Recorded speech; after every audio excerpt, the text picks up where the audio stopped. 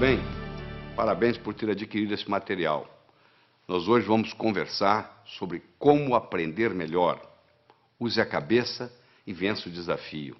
Ou, em outras palavras, como se tornar um profissional na arte de aprender. Porque a gente passa muito tempo da nossa vida estudando. Só que, infelizmente, nós não somos ensinados a como estudar, a como tomar nota em sala de aula, a como memorizar, a como se preparar para a prova, como fazer prova. E cada vez o mundo está ficando mais complexo. O volume de informação hoje dobra no mundo a cada 12 meses. Você imagina, a cada 12 meses nós nos tornamos obsoletos, porque dobra a quantidade de coisa que a gente tem que aprender. Nós somos constantes aprendizes. Essa é a grande verdade. Nós somos hoje eternos aprendizes. Antigamente a gente se formava, colocava o diploma na parede e vivia às custas dele. Hoje não dá.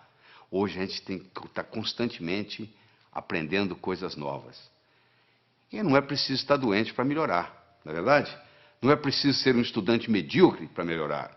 Eu sei que você já é bom, mas você pode ficar melhor ainda. Ficar melhor para quê? Porque à medida que você vai enfrentando os problemas da vida, se você tem problemas e você tem uma capacidade cognitiva de resolver os problemas, na realidade você não tem problemas. Você está apenas vivendo, porque a vida é ter problemas. É só o pessoal que mora no cemitério que não tem problemas. Porque viver é resolver problemas. À medida que eu vou aumentando a minha habilidade de resolver problemas, à medida que eu vou melhorando a minha capacidade cognitiva, aquilo que era problema deixa de ser problema, porque eu já tenho a solução.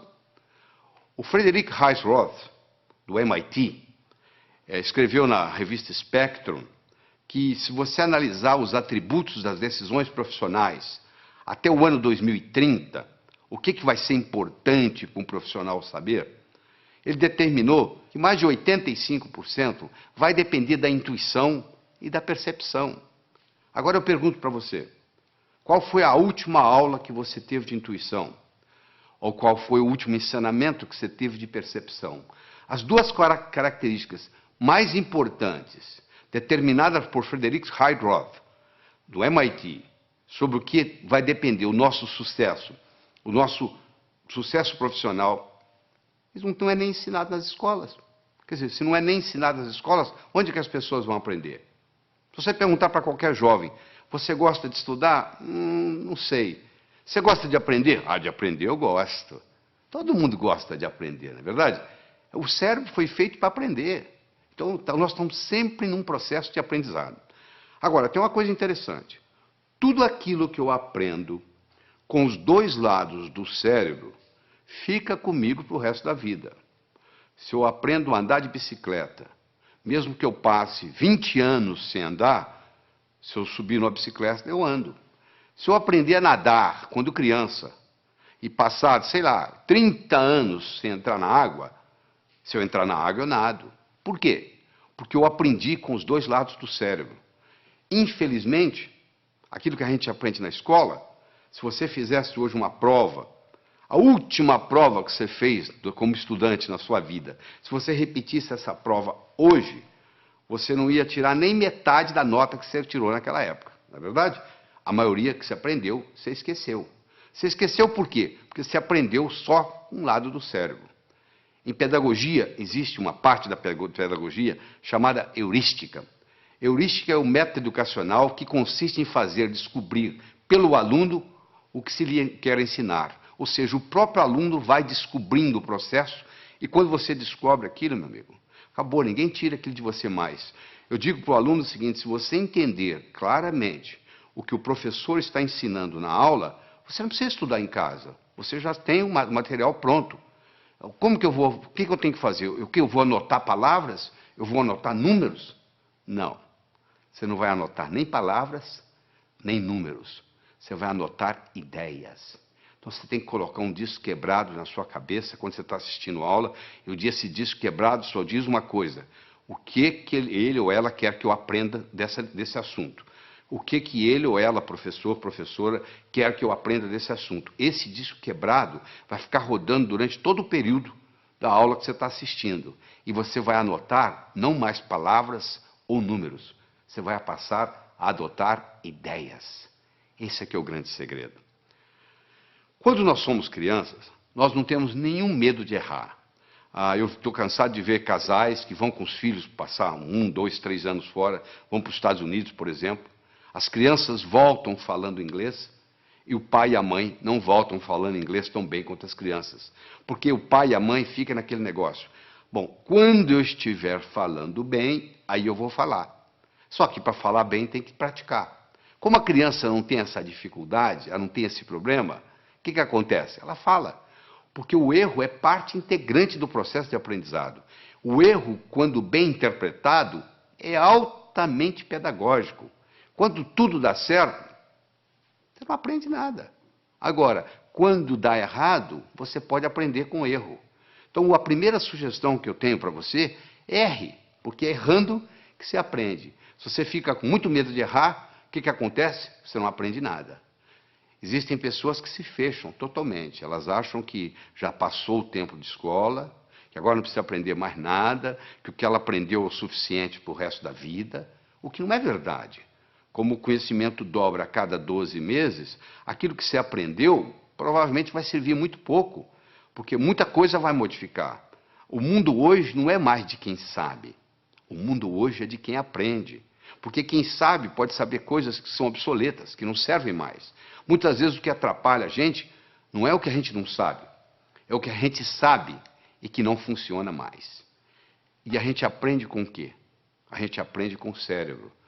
Então, se você me permite, eu vou ter uma conversa com você agora sobre a estrutura cerebral, sobre a anatomia e sobre a fisiologia cerebral. Nós temos, na realidade, dentro do nosso cérebro, dentro do nosso crânio, melhor dizendo, 3 cérebros. Nós temos o cérebro reptiliano porque nós herdamos dos répteis. Temos o cérebro neomamífero, que herdamos dos mamíferos. E temos a neocórtex, que é a parte característica dos primatas superiores, dos animais superiores, como faz parte o homem. O cérebro reptiliano é o cérebro que dá inteligência física. É o seu coração bater, é o seu pulmão respirar. Isso faz parte do cérebro reptiliano. É a temperatura do seu corpo. Tudo isso é cuidado pelo cérebro, é o cérebro físico. Já o cérebro emocional, também conhecido com o nome de sistema límbico, ele cuida das suas emoções. E, finalmente, o neocórtex cuida da parte da cognição, cuida da parte cognitiva dos primatas superiores, que é o homem. Então, nós temos um domínio sobre os outros 2, teoricamente. Porque, muitas vezes, o cérebro emocional toma conta. É aquele indivíduo tranquilo, que não reage a nada, e, de repente, num trânsito, num dia de movimento, num engarrafamento, ele sai do carro dele e mata alguém. Aí ele teve o que se chama um sequestro amigdaliano. Ou seja, a amígdala dele, a amígdala cerebral, não é a amígdala da garganta, não. A amígdala cerebral, que é parte desse sistema emocional, tomou conta. É importante você entender isso, porque a parte emocional do cérebro, ela interfere na parte cognitiva. Ou seja, para nós pensarmos bem, nós precisamos da parte cognitiva em si e da parte emocional. Nós precisamos dos 2 componentes para fazer o pensamento. Antes a gente pensava que uma coisa era separada da outra. Hoje nós sabemos que não. O cérebro reptiliano nós herdamos dos répteis. O réptil não tem emoção. Se você tiver um jacaré ou uma serpente como animal de estimação, se você ficar 15 dias fora de casa, ela não vai ficar com saudades.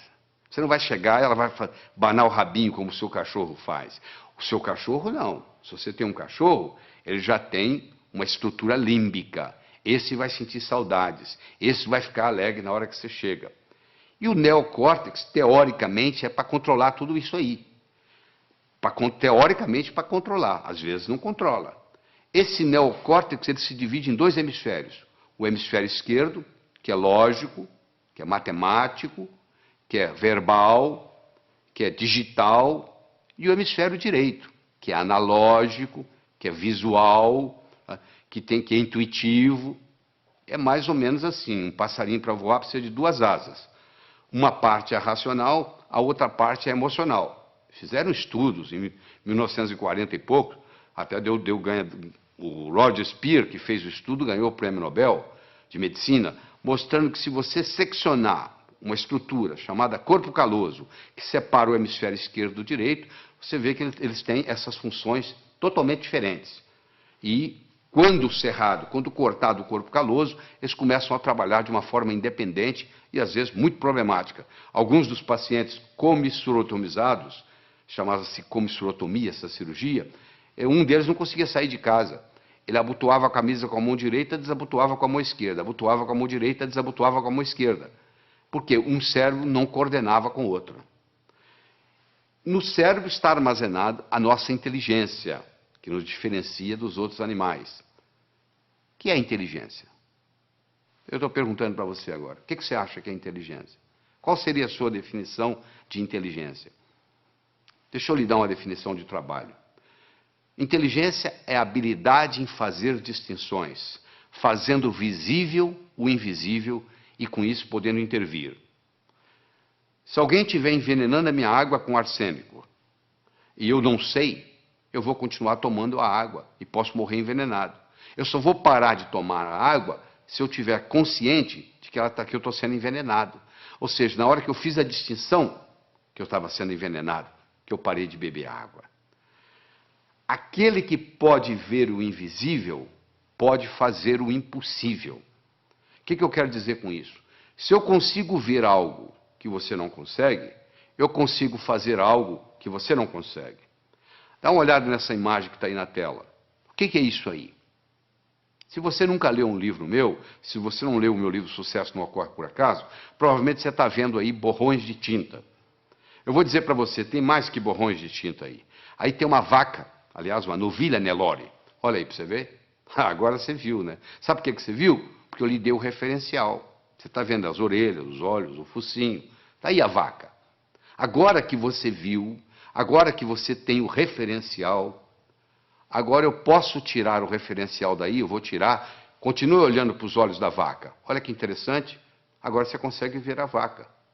Por que você consegue ver? Porque eu lhe dei um modelo antes de você olhar para a figura.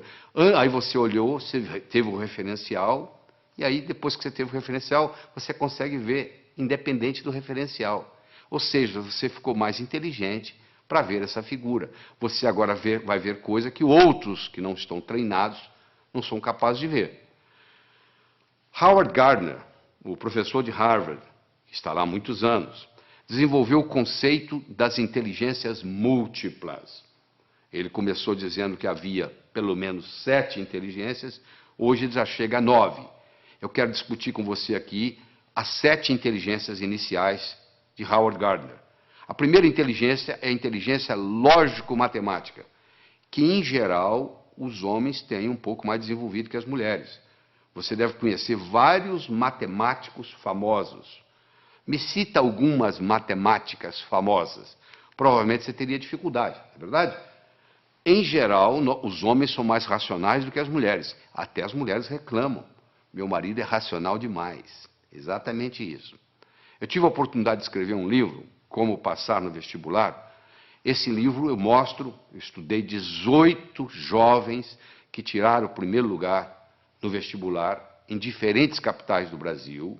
Eu estudei esses jovens e mostrei como é que eles faziam para tirar o primeiro lugar no vestibular. Você imagina que em 40 mil candidatos, uma pessoa tira o primeiro lugar. Essa pessoa, ela tem algo diferente. Você tem que analisar o que ela tem de especial, porque ela tem algo diferente.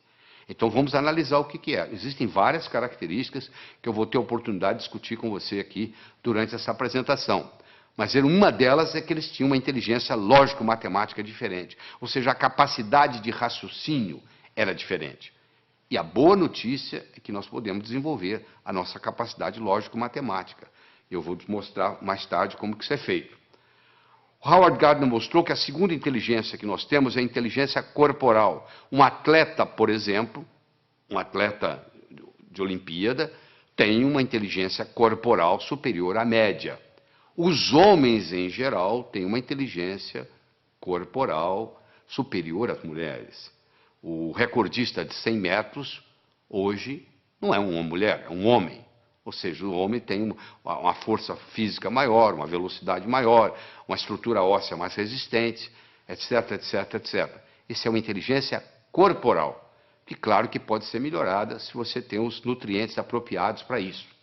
Falando em nutrientes, já que nós estamos aqui como aprender melhor, eu quero fazer um comentário sobre o ômega 3. Está aí mostrando aí o livro famoso do Dr. Stoll, professor de Harvard, The Omega 3 Connection. Ele mostrando o seguinte, a importância do ômega 3 para o cérebro. Uma parte do nosso cérebro, aquela parte do sistema límbico, os neurônios, tem como principal nutriente o ácido graxo ômega 3. Infelizmente, na dieta ocidental, hoje nós temos 20 vezes mais ômega 6 do que ômega 3.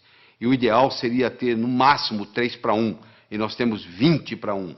E isso causa uma série de problemas, inclusive problemas de aprendizagem na escola. Muitos alunos têm problema de aprender na escola porque tem excesso de ômega 6 ou deficiência de ômega 3 no cérebro. Então, a pessoa que ingere maior quantidade de ômega 3 tem a facilidade de aprender mais. Se você tem filho que está na escola, pode checar isso. Se o seu filho começar a fazer uma dieta onde aumenta a ingestão de ômega 3, ele vai melhorar na escola. Outra coisa importante sobre alimentação que eu gostaria de conversar com você é o ovo. Existe um mito, nada mais do que um mito, de que o ovo aumenta colesterol. Isso não é verdade. Não existe nenhum trabalho científico mostrando que o ovo aumenta colesterol. O trabalho mais sério que tem sobre ovo, eles pegaram 30 estudantes de medicina de Harvard, deram 25 ovos por dia durante 3 meses, e sabe o que aconteceu com o colesterol? Baixou. O ovo é o segundo alimento mais completo. O primeiro alimento mais completo é o leite materno. O segundo é o ovo. O ovo só não tem uma coisa, vitamina C. O resto dele é completo. Então, se você quer melhorar a sua capacidade de aprender, passe a fazer um uso mais frequente de ovos. Claro que se você fritar o ovo, o que vai causar problema não é o ovo em si, mas a fritura. Então, se você ingerir um ovo frito, se causar algum problema, não é por causa do ovo. Não culpe o ovo. Não tem nada a ver com o ovo, é a gordura que você está fritando. E eu gostaria de, en passant, fazer um comentário aqui, que hoje existem as chamadas smart drugs. Existem hoje medicamentos, claro que você tem que procurar seu médico, conversar com seu médico sobre isso, mas existem hoje medicamentos que são capazes de ajudar a aumentar a inteligência. Hoje, com a neurociência, mostrou-se vários nutrientes cerebrais que podem aumentar a inteligência, a capacidade de raciocínio, a concentração. Tudo isso pode ser feito, claro que tem que ser feito sob orientação médica. Eu não vou citar aqui nenhum medicamento, você procura o seu médico, conversa e diz, fiquei sabendo que existe uma coisa chamada smart drugs. Ou melhor, entra na internet, entra no Google, digita lá smart drugs, que você vai ver que existe uma série de ingredientes, hoje específicos, para você aumentar a sua capacidade cerebral, fazer prevenção de Alzheimer, e etc, etc, etc. Bom, vamos voltar aqui à nossa inteligência. Nós já falamos de inteligência lógico-matemática, já falamos de inteligência corporal. Eu gostaria agora de falar de duas que, reunidas, formam o que se chama inteligência emocional, que é a intrapessoal, que é de você para com você, e a interpessoal, que é de você para com os outros, ou seja, a sua inteligência comunicativa. A inteligência intrapessoal feminina é superior à inteligência intrapessoal masculina. As mulheres têm uma intuição superior aos homens, as mulheres têm uma percepção superior aos homens, as mulheres têm uma vida intrapessoal mais rica do que nós homens. Isso está provado. As mulheres também têm uma inteligência interpessoal superior, ou seja, a capacidade de se comunicar, por várias razões. Primeiro que desde criança, para obter o que querem junto aos irmãos mais fortes fisicamente, elas já tinham a capacidade de persuasão. E segundo que elas têm uma inteligência linguística superior aos homens. Uma menina de 3 anos tem um vocabulário muito superior a um menino de 3 anos. Ou seja, as mulheres têm uma inteligência linguística, e isso superior aos homens, isso facilita no processo da comunicação. A próxima inteligência é a inteligência musical, que é mais ou menos equilibrada entre homem e mulher. E, finalmente, a sétima inteligência que eu quero mencionar aqui é a inteligência espacial, que o homem tem superior à mulher. A mulher ficava na caverna, o homem ia trabalhar. De metrô? Não. De ônibus? Não. Ele ia andando. Onde que era o escritório dele? Na selva. Ele ia caçar. Todo dia no mesmo lugar? Não. Um dia ia para o norte, outro para o sul, outro para o leste, outro para o oeste. E de noite ele tinha que voltar para casa. E ele tinha que sair fora dos inimigos, ele tinha que tomar cuidado para não confundir a caverna dele com a dos outros. Então ele desenvolveu esse senso espacial. Tanto é que quando o seu marido vai passear com você de carro e ele se perde, e você diz para ele assim, ô bem, para ali no posto e pergunta. Ele fala, não, eu sei onde eu estou. Até que ele se dá conta que ele não sabe. Aí ele fala o seguinte, eu vou parar e você pergunta, tá? Porque é uma vergonha o homem não saber voltar para a caverna. Então nós conversamos até agora sobre as 7 primeiras inteligências de Howard Gardner. A lógico-matemática, a corporal, a intrapessoal, a interpessoal, a linguística, a musical e a espacial. Agora eu quero conversar com você sobre como você aumenta essas inteligências. No processo de aprender, tem 3 modos básicos. Ou a gente aprende olhando, ou a gente aprende escutando, ou a gente aprende fazendo. Nem todo mundo aprende do mesmo modo. Tem pessoas que são visuais. Bate o olho, está resolvido. Tem pessoas que são auditivas, só precisa escutar. E tem pessoas que precisam fazer. Então você pergunta assim, tomar nota em sala de aula é bom ou ruim? Eu falo, depende do seu tipo de aprender. Se você é o tipo sinestésico de aprender, tomar nota em sala de aula vai te fazer uma diferença enorme, porque você tem que estar anotando. Agora, se você é do tipo visual ou do tipo auditivo, já não faz muita diferença. Olha que interessante. Às vezes uma família tem uma criança, um filho, todo mundo na família sabe que aquela criança é super inteligente. E a criança não se dá bem na escola. E vem reclamações, etc. e tal. E aí eles taxam que essa criança tem o que se chama de learning disability. Ou seja, tem uma dificuldade de aprendizagem. Só que essa criança, muitas vezes, ela é sinestésica. E o sistema ensinado na escola, em geral, é audiovisual. O professor, a professora, o que fala, escreve lá no quadro. E essa criança é inquieta, porque ela tem que fazer, ela é sinestésica. E ela não aprende. Não é porque ela não tem a capacidade de aprender, é porque o sistema de ensino não está apropriado a ela. Não é uma learning disability, é sim uma teaching disability. Esses que não estão sabendo ensinar. Existem testes, você pode fazer teste, eu tenho livros sobre a comunicação global, no último capítulo tem um teste, você pode olhar, você faz um teste em 10, 15 minutos, você tem uma ideia, se você é mais visual, se você é mais auditivo, se você é mais sinestésico. E isso faz uma diferença enorme, às vezes você está aprendendo do modo errado, às vezes você não é um estudante brilhante, porque você está tentando aprender num canal diferente daquele que é característica sua. Eu quero falar sobre uma outra coisa muito importante aqui, é sobre o movimento dos olhos. Você já percebeu que à medida que você vai conversando, os seus olhos estão movimentando em todas as direções? Pois é, basicamente, nós podemos colocar os nossos olhos em 9 posições diferentes. Você pode olhar para cima, para a esquerda, para o centro, para a direita. Você pode olhar na horizontal, para a esquerda, para o centro, para a direita. Você pode olhar para baixo, para a esquerda, para o centro, para a direita. Bom, vamos tirar as posições centrais, porque não tem nada a ver com a nossa aula aqui hoje, com a nossa conversa aqui hoje. Sobram 6 posições, 2 para cima, 2 na horizontal, 2 para baixo. Não é verdade? Todas as vezes que você movimenta os seus olhos para cima, você ativa a parte visual do cérebro. Toda vez que você move os seus olhos na horizontal, você ativa a parte auditiva do cérebro. E toda vez que você olha para baixo, para a sua direita, você ativa a parte sinestésica do cérebro. Então, se eu, por exemplo, quero recordar algo, qual foi a cor da camisa que eu usei domingo passado? Pode ver que na mesma hora meu olhar vai subir. Vai subir para quê? Para procurar a cor da camisa. Ora, se eu olho para cima, para a minha esquerda, olha a sua esquerda aí, olha aí no slide.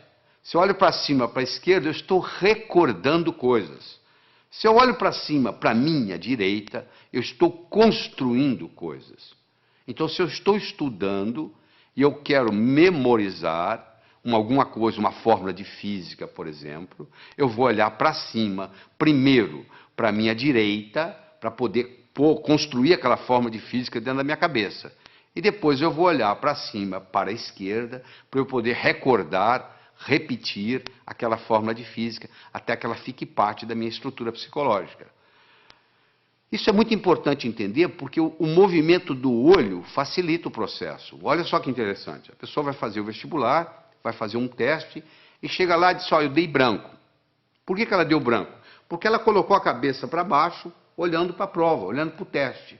E faz essa pergunta, e ela esqueceu a fórmula de física. Se ela tivesse simplesmente levantado a cabeça e olhado na posição certa, ela teria resolvido o problema. Mas como ela está olhando para baixo, não teve a oportunidade de ter acesso ao campo visual, aquela fórmula de física não vem na cabeça dela. Então isso aí, nós poderíamos gastar horas e horas e horas estudando isso aqui, mas não é só a finalidade disso. Mas eu quero que vocês entendam que diz que os olhos são as janelas da alma, eu diria também que os olhos são as janelas da mente. É interessante. Todos os estudos feitos até agora, em todos os países onde foi feito, não existe nenhuma correlação entre a nota que se tira na escola e o sucesso que se tem na vida. Em outras palavras, eu posso ter um estudante medíocre, que vai ser um grande empresário, ou eu posso ter um CDF, que não vai dar nada na vida. Não existe nenhuma correlação. É importante você pensar isso. Por que não existe uma correlação? O Dr. Hicks fez isso nos Estados Unidos e provou que não havia nenhuma correlação, e outros repetiram esses estudos no mundo todo. Por que não existe? Porque talvez a escola esteja ensinando coisas que não têm muita aplicabilidade. Eu digo sempre o seguinte, às vezes o que cai na prova não cai na vida. Quer dizer, você estuda aquilo de uma forma para fazer na prova, e depois não tem nenhuma aplicabilidade na vida. O homem não constrói fora de si nada que não tenha dentro de si. Se eu não tiver um conhecimento pragmático para executar, às vezes o conhecimento que eu tenho ele é abstrato, ele é um conhecimento do pescoço para cima, ele não tem muito impacto na minha vida. Eu adoro uma analogia que eu faço, que é do indivíduo atravessando um cabo de aço de um prédio para o outro. O que precisa? 3 coisas. Eu preciso querer, se eu não quiser, eu não ando. Eu preciso saber, se eu não souber, eu vou cair. E eu preciso de cabo de aço. Eu posso querer, eu posso saber, mas se não houver cabo de aço, não tem jeito. Tem muita gente querendo ganhar dinheiro, sabe ganhar dinheiro, mas não surge a oportunidade. Então, o nosso desempenho, ele vai depender da nossa motivação, ele vai depender da nossa competência, ele vai depender da nossa oportunidade. A motivação é o querer, a competência é o saber, e a oportunidade, no caso aqui, é o cabo de aço. Então, você, para ser um bom estudante, você tem que estar motivado. Só motivado não adianta. Tem muita gente motivada, mas desmotiva logo, porque não tem a estratégia, não tem a competência de desenvolver o processo. Então, não tem um modelo. Então, deixa eu falar para você de modelo. Imagine que eu desse para você de presente agora uma pérola. Você não ia ficar segurando essa pérola na mão, você ia colocá-la no bolso, não é verdade? Daqui uma semana eu me encontro com você pela segunda vez, e lhe dou uma segunda pérola. De novo, você coloca ela no bolso. Daqui 15 dias eu vou lhe dar uma terceira pérola, você vai colocá-la no bolso. Daqui 6 meses eu vou me encontrar com você e vou perguntar assim, onde é que estão as pérolas que eu lhe dei? Você vai responder mais ou menos assim, a primeira eu coloquei no criado mudo, a arrumadeira lá em casa não viu, jogou no lixo. A segunda eu esqueci no bolso da calça, a calça foi para a lavanderia, voltou sem pérola. E a terceira eu escondi de mim mesmo, guardei tão bem guardado que eu não sei onde eu coloquei. Não é verdade? Se eu desse para você, antes de lhe dar a pérola, eu desse para você um fio de nylon e orientasse você para colocar as pérolas no fio de nylon, você ia fazer um colar. Se você colocasse esse colar no pescoço, e daqui 6 meses eu me encontrasse com você e perguntasse onde estão as pérolas que eu lhe dei, você ia dizer, estão aqui, eu fiz delas um colar. Meus amigos, você que está aí assistindo, olha só, as pérolas são ideias. O cemitério está cheio de gente que teve boas ideias. Ou não fez nada com elas, ou estragou a vida. Eu já vi muita gente estragar a vida por causa de uma boa ideia. Se eu tiver uma boa ideia, mas não tiver um modelo por trás, é um desastre. Então, a melhor definição que eu conheço de educação é a seguinte, educação é aquilo que fica depois que você esqueceu tudo que você aprendeu. que fica? Ficam modelos. Tá bom? Eu vou demonstrar isso para você agora. Você vai olhar essa figura que está aí na tela, você vai concentrar nesses 4 pontinhos que está entre os 2 olhos, os 2 corações aí. Eu quero que você olhe aí fixamente por 30 segundos, sem piscar os olhos. Quando eu falar 1, 2 e já, eu vou passar o slide. Aí você vai piscar os olhos 3 vezes. Combinado? Continua olhando fixamente para a tela. Atenção. 1, 2 e já! Pisca os olhos. Isso, eu vou lhe dar uma chance, não fique tranquilo. Eu vou lhe dar mais uma chance, tá? Você vai focar aí, foca. Quando eu falar 1, 2 e já, eu vou passar o slide e você pisca os olhos 3 vezes. Combinado? Atenção. 1, 2 e já! E aí, o que você viu? Você está vendo a imagem de Jesus Cristo? Mas essa tela está em branco, cara, não tem nada. Você está tendo uma experiência de uma realidade virtual. Isso que está acontecendo aí, uma realidade virtual.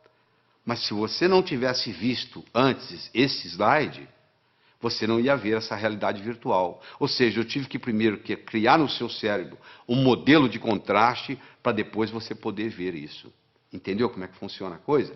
Então, quando eu tenho um modelo, fica fácil eu identificar. Eu vou confirmar isso agora com você. Escolha qualquer número, pode escolher o que você quiser. Pega um papel, uma caneta para você fazer esse exercício, se for o caso. Eu quero que você escolha qualquer número entre 17 e 77. Quero que você acrescente 7 a esse número. Acrescentou? Muito bem.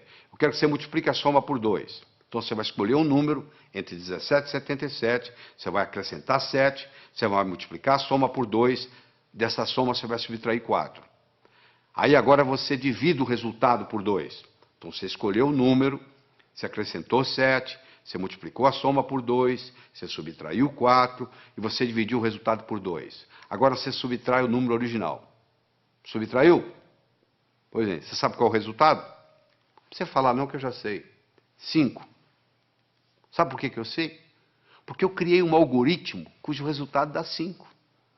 Você quer ver? Olha só, eu criei um algoritmo assim. Você escolhe um número X, você acrescenta 7 a esse número, tá certo? Aí você pega esse resultado, x mais 7, multiplica por 2, dá 2x mais 14. Você pega esse 2x mais 14, você tira 4, dá 2x mais 10. Você pega esse 2x mais 10, divide por 2, dá x mais 5. Você tira o número original, que é x, o que sobra? 5. Não é mágica, não, isso é tecnologia. O resultado vai dar 5, não tem nenhuma dúvida. Então, eu criei um algoritmo cujo resultado é 5. Do mesmo modo que eu posso criar um algoritmo para ter sucesso profissional, e o resultado vai ser sucesso. Então, quando eu tenho um algoritmo, quando eu tenho um programa testado, e eu coloco aquilo na minha estrutura psicológica, o resultado é muito simples. Quer ver? Eu vou fazer mais um teste com você. Eu quero que você conte quantos triângulos você consegue ver nessa figura. Eu sei que tem triângulos aí, os mais variados. Ó. Tem o triângulo AG, AGB, tem o BHC, e assim vai. Se nós pudéssemos ficar aqui uma meia hora conversando, você ia começar a descobrir triângulos para cá. Você diz, peraí, tem um triângulo aqui que é o ADB que eu não contei. Ih, peraí, tem o AEB. Olha, vai aparecendo, vai aparecendo, vai aparecendo. E eu quero saber se hoje o salário seu desse mês depende de você descobrir quantos triângulos tem aí. E eu vou obter resultados diferentes, dependendo do aluno que tiver, ou quem estiver fazendo isso. Mas se eu lhe der um modelo que eu vou dar agora, olha só que bonito. Nós temos 10 triângulos simples. Olha lá, o triângulo AGB, BHC, CHI, CID, DIJ, DJE, EJF, EFA, AFG e chega no AGB. Ou seja, você conta, tem 10 triângulos simples. Muito bem. Tem 10 triângulos duplos. O que é triângulo duplo? Eu tenho um triângulo que é o AHB, que é um triângulo duplo, ele tem 2 dentro dele. Eu tenho um triângulo que é AFB, ele também é duplo. Em cada base eu tenho duplos. Se eu tenho 5 bases, 5 vezes 2, 10, eu tenho 10 triângulos duplos. Eu tinha 10 triângulos simples, agora eu tenho 10 triângulos duplos. Eu tenho 5 triângulos grandes, como o ADB, como o BEC. E assim vai, você vai como CAD, são triângulos grandes, são 5. Então eu tinha 10, com mais 10, 20, com mais 5, 25. Eu agora tenho os chamados triângulos triplos. O ABC é um triângulo triplo, o BCD é um triângulo triplo. E cada triângulo triplo, no seu oposto, ele tem um outro triângulo. O triângulo triplo ABC tem o AJC, olha aí. O triângulo triplo BCD tem o BFD. Isso, como eu tenho 5, 5, 10. Então eu tenho um total de 10. Eu tenho 10 simples, 10 duplos, 5 grandes e 10 triplos. Eu tenho 35 triângulos. Mas eu perguntei quantos triângulos você conseguia ver nessa figura. Se você olhar a letra A, dentro dela existe um triângulozinho. Então a resposta certa seria 36. Isso não é pegadinha. Cuidado com a pergunta que é feita. Por isso que muita gente não passa no vestibular. Parece que a pergunta é pegadinha. Não. Quantos triângulos você consegue ver nessa figura? Dentro da letra A tem um triângulo, que é aquele triângulozinho que você está vendo lá. Então o total seria aí 36. Agora que você aprendeu a contar os triângulos simples, os duplos, os triplos, os grandes e o que está nas letras, pronto, agora você criou um modelo de como contar triângulos. A sua inteligência para contar triângulos aumentou. Você deve estar perguntando, mas o que isso tem a ver? O que eu vou fazer na vida se eu aumentei minha inteligência para contar triângulos? Não, eu estou dando um exemplo. Do mesmo modo que você aumentou a sua capacidade de contar triângulos, se eu lhe der modelos outros, que nós vamos estar dando aqui durante essa apresentação, isso vai melhorar tremendamente o seu estudo. Eu mencionei que eu escrevi um livro chamado Como Passar no Vestibular. Esse livro foi fruto de um trabalho onde eu trouxe a São Paulo 18 jovens que tiraram o primeiro lugar no vestibular em diferentes capitais do Brasil. Eu trouxe 19 professores de cursinho, com pelo menos 15 anos ensinando gente a passar no vestibular, e vários vestibulandos, primeiro aluno de turma de grandes cursinhos em São Paulo. Durante 12 horas, nós respondemos apenas uma pergunta.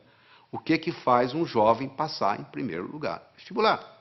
E depois de toda essa análise, nós descobrimos 3 coisas básicas que existem em todos os que passam em primeiro lugar.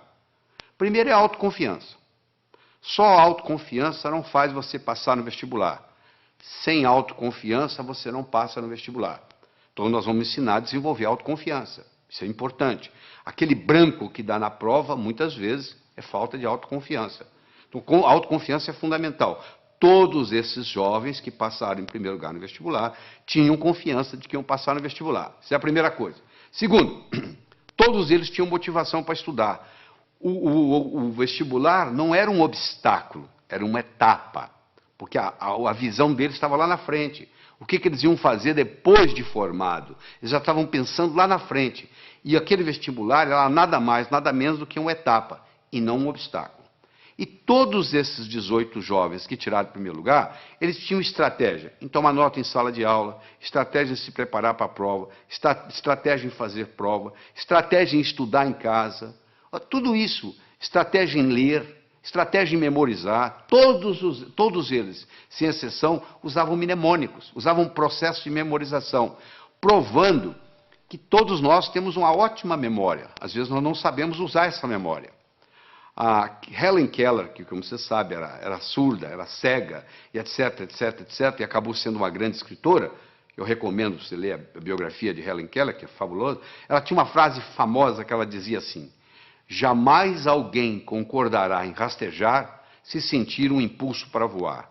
Todo ser humano tem um impulso para crescer, faz parte do espírito humano. A pessoa nunca chega e fala, eu quero piorar. Todo mundo está querendo melhorar, não é verdade? Você, eu, todos nós estamos querendo melhorar. Agora, que infelizmente, uma pequena minoria consegue isso, que a maioria navega na vida, a deriva. Por quê? Porque lá na escola, o professor não soube ensinar a pessoa como estudar. Porque já que você vai estudar tantos anos, já que você vai depender de tudo isso, da leitura, tanto tempo, nós brasileiros lemos numa velocidade muito lenta. Nós temos um problema muito grande com leitura. E eu vou ter a oportunidade de discutir isso aqui com você. Mas deixa eu começar a desenvolver com você a inteligência lógico-matemática. Então eu tenho um probleminha aí, olha que bonito. 9 executivos se encontram para a discussão de um projeto. Antes da reunião se iniciar, eles se cumprimentam, cada um apertando a mão de todos os outros. Eu quero saber quantos apertos de mão ocorreram. Esse é um problema simples que já caiu no vestibular. É uma coisa simples. Você tem 9 executivos, cada um vai apertar a mão do outro, e eu quero saber quantos apertos de mão. Por onde você começa? Bom, então vamos ver? Coloque-se lá dentro. Você é um deles. Ora, se são 9, você é um dos 9. Você não vai apertar a mão de você mesmo. Você vai apertar a mão de 8. Não é verdade? Ora, se você vai apertar a mão de 8, cada um vai apertar a mão de 8. Ora, se são 9, cada um apertando a mão de 8, 9 vezes 8, 72. Só que quando eu aperto a sua mão, você aperta a minha. Então eu tenho que dividir isso por 2. São 36 apertos de mão. Ah, que beleza, quer dizer que é assim? E se fosse 8? Vamos pegar 8 executivos.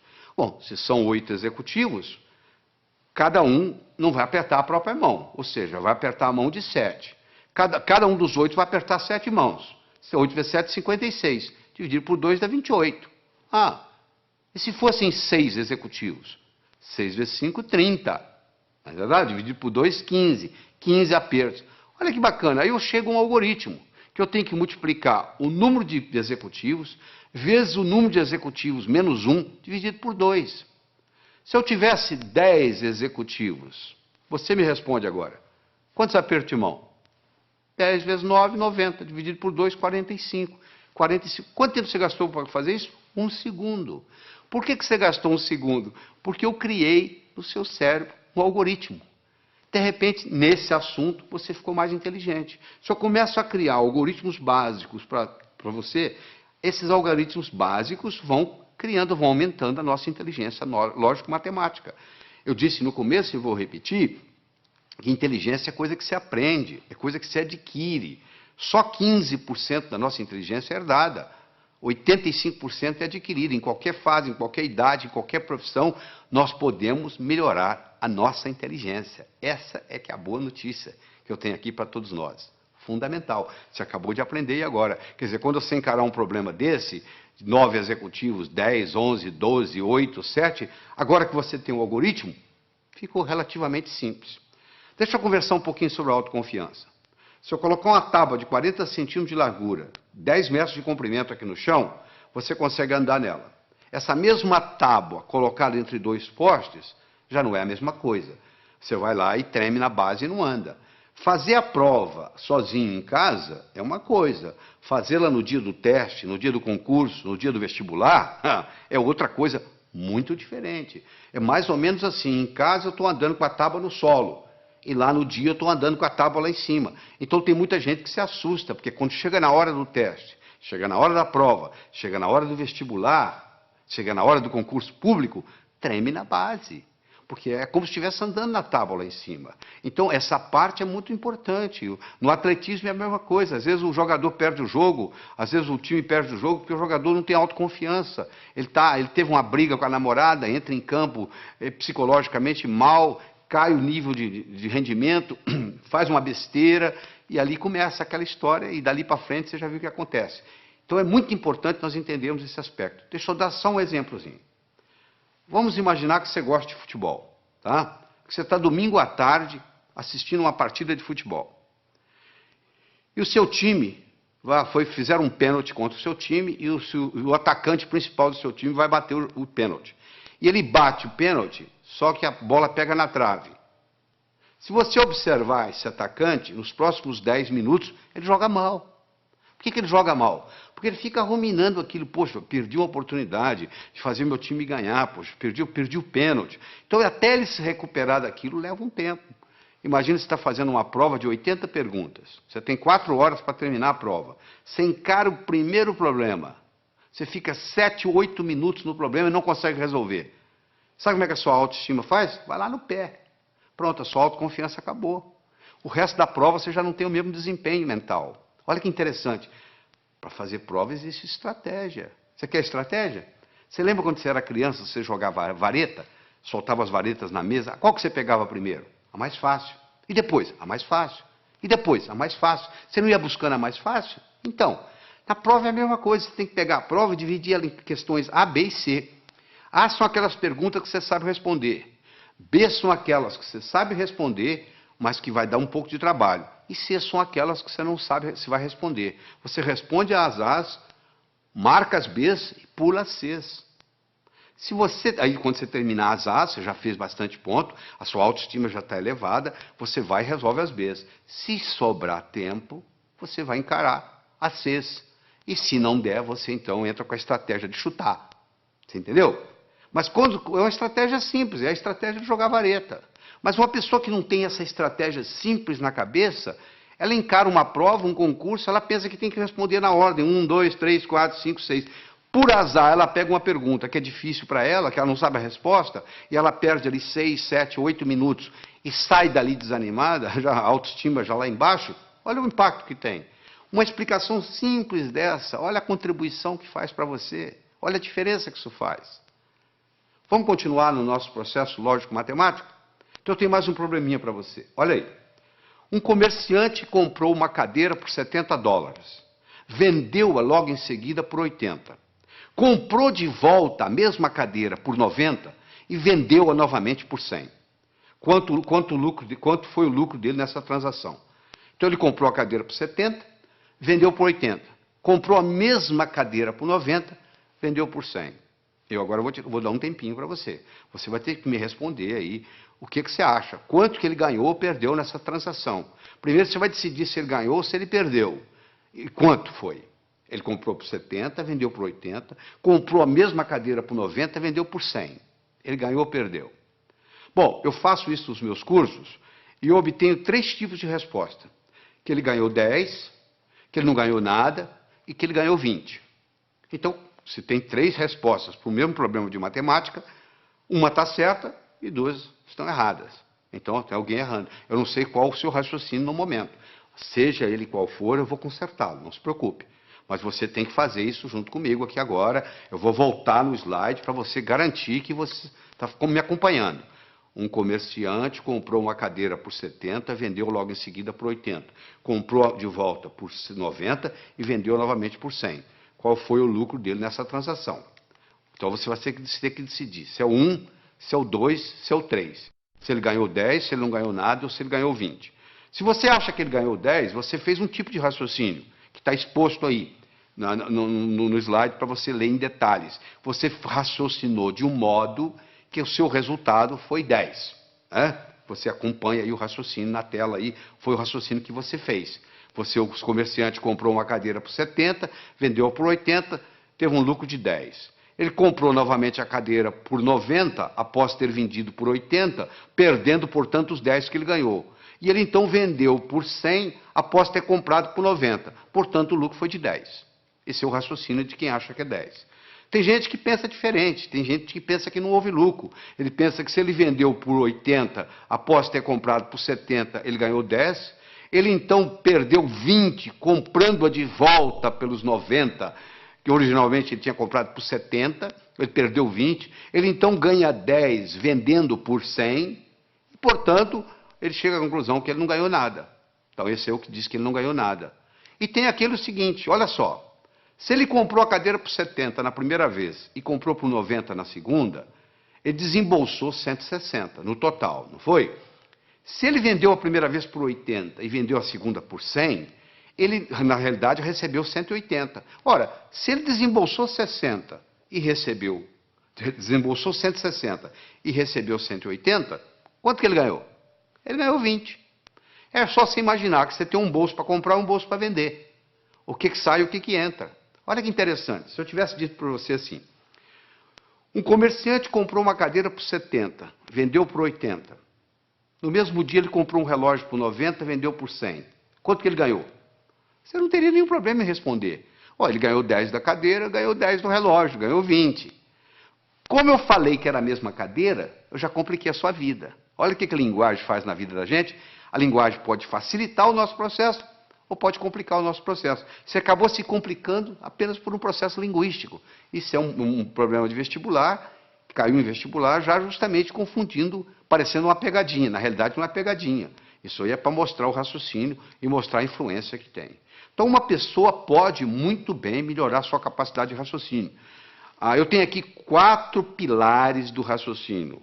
Um eu chamo de passo a passo, o outro eu chamo de visualização, o outro eu chamo de reformulação e o outro eu chamo de exclusão. Esses são os 4 pilares. Quando eu ensino para a pessoa a trabalhar com esses 4 pilares, essa pessoa automaticamente melhora a sua inteligência lógico-matemática. Então vamos fazer o seguinte, vamos começar com passo a passo. Eu tenho as seguintes cores. Eu gosto do laranja mais do que eu gosto do vermelho. Eu gosto do verde menos do que eu gosto do azul. Eu gosto do azul menos do que eu gosto do anil. Eu gosto do vermelho menos do que eu gosto do violeta. Eu gosto do verde mais do que eu gosto do amarelo. Eu gosto do violeta mais do que eu gosto do anil. E eu gosto do laranja menos do que eu gosto do amarelo. Qual é a minha cor favorita? Olha que eu tenho aqui só 7 cores. Imagine se eu tivesse 70 e fizesse esse raciocínio. Olha onde que você chegaria. Você pode começar a trabalhar nisso aí, se você vai ficar, tem gente que leva meia hora, 1 hora e não consegue chegar à conclusão, porque não pegou o modelo ainda. Eu vou lhe ensinar o modelo, você vai resolver isso em 10 segundos. Porque é muito simples, olha como é que o modelo é simples. A primeira está escrita assim, eu gosto do laranja mais do que do vermelho. Então laranja passa a ser a minha cor favorita. Eu vou procurar onde é que tem laranja, vai lá no 7 tem laranja. Lá está dizendo que eu gosto mais do amarelo do que do laranja. O amarelo passa a ser a minha cor favorita. Eu vou procurar onde tem amarelo. Eu vou lá no 5, tem amarelo. Eu gosto do verde mais do que do amarelo. O verde passou a ser a minha cor favorita. Vai lá no 2, onde está o verde. Olha lá. Eu gosto do verde menos do que do azul. O azul passou a ser a minha cor favorita. Eu vou onde tem azul. Eu vou lá no 3, tem azul. Eu gosto do azul menos do que eu gosto do anil. Anil passou a ser a minha cor favorita. Eu vou lá no 6, olha lá. Eu gosto de violeta mais do que eu gosto de anil. Violeta passou a ser a minha cor favorita. Eu vou lá no 4, onde tem violeta, e confirmo. O violeta gosto mais do que o vermelho. Com a conclusão que eu cheguei, a minha cor favorita é o violeta. Olha que bacana. Na hora que eu criei esse esquema, pronto, agora ficou fácil. Eu tenho um modelo, sabe por quê? Eu aprendi a pensar passo a passo.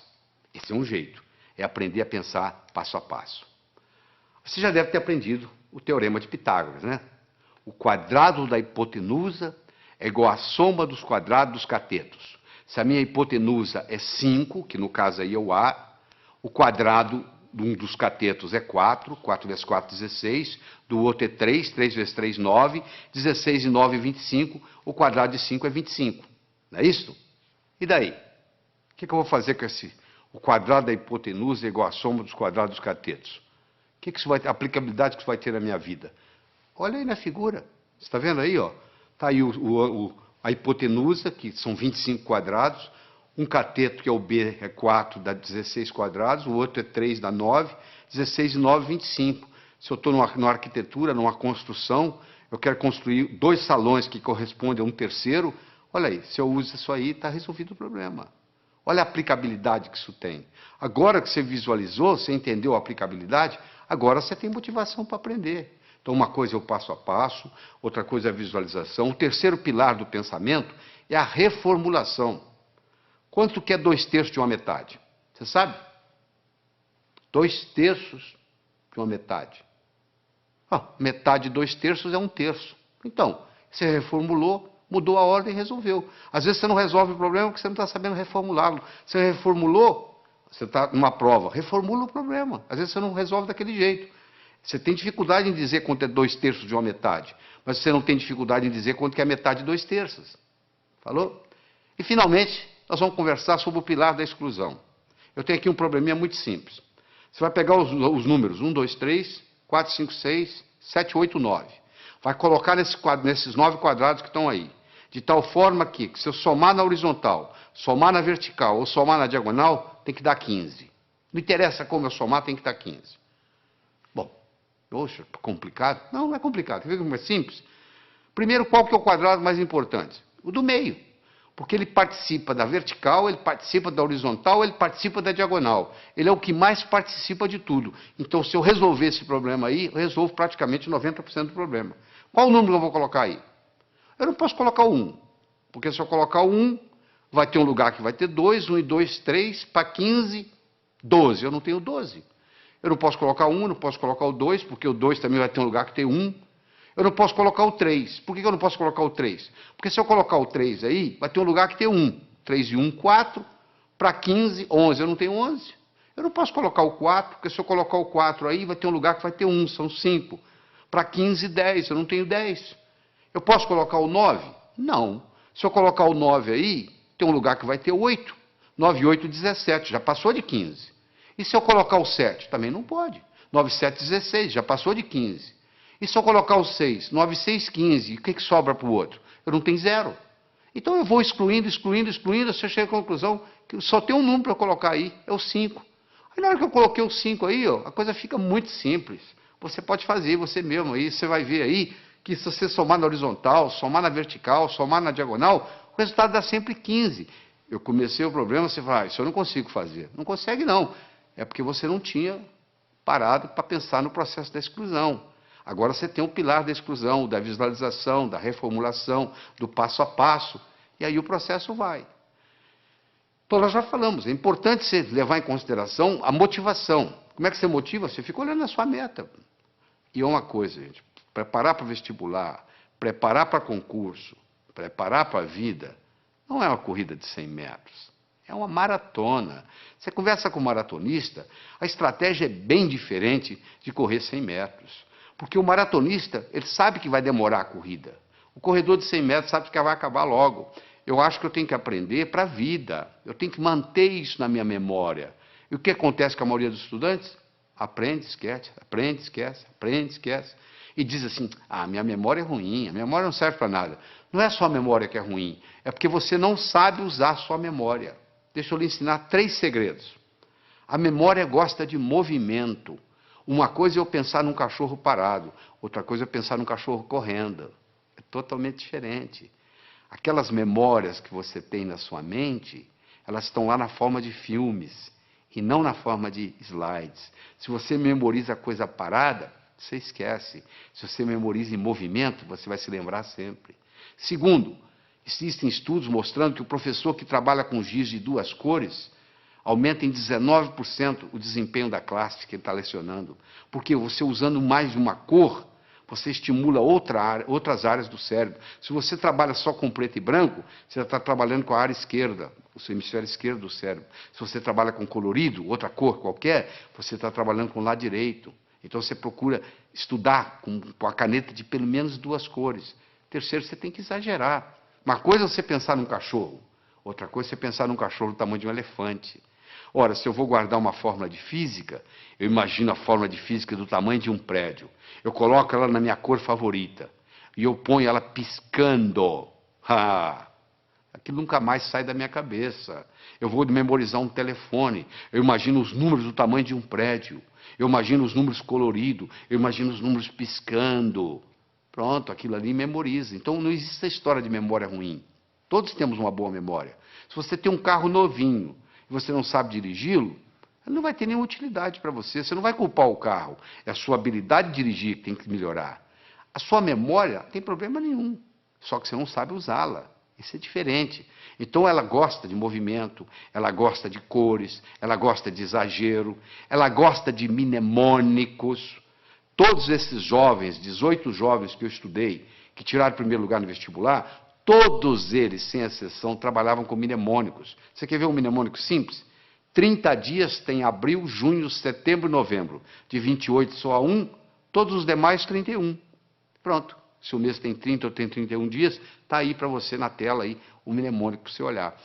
Então você tem que criar seus próprios mnemônicos, um jeito de você fazer para facilitar a sua memória. Todos os 18 jovens não só trabalhavam com mnemônicos, mas trabalhavam com fichas de revisão.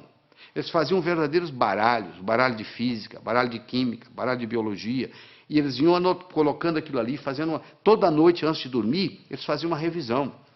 A medicina mostra que os últimos 20 minutos, o que você vivencia nos últimos 20 minutos antes de dormir, rumina na sua cabeça a noite toda.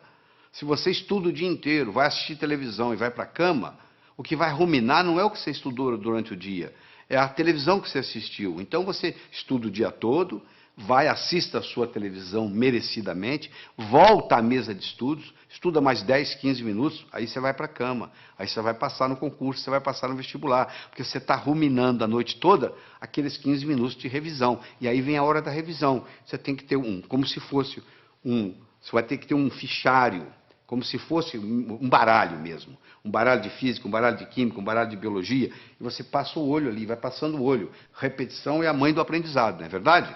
Como é que você aprendeu a andar? Você levantou, caiu, levantou, caiu, levantou, caiu, até que um dia você andou. Então é muito importante você entender isso. É muito importante você colocar ritmo e rima, é muito importante você... o contexto. É fundamental o contexto. Você não tem ideia do contexto. O contexto é assim, quer ver? Onde é que eu coloquei a chave? Onde é que eu coloquei aquela chave? Você não consegue se lembrar. Aí, de repente, você entra naquele quarto. Coloquei ali. Porque você entrou no contexto onde estava a chave. Ora, se eu estou lá na prova, eu estou tentando lembrar aquela fórmula de física, eu não consigo lembrar a fórmula de física, não consigo me lembrar, aí eu fecho os olhos, me transporto para a minha mesa de estudos, lá onde eu estudei aquela fórmula, de repente vem na cabeça.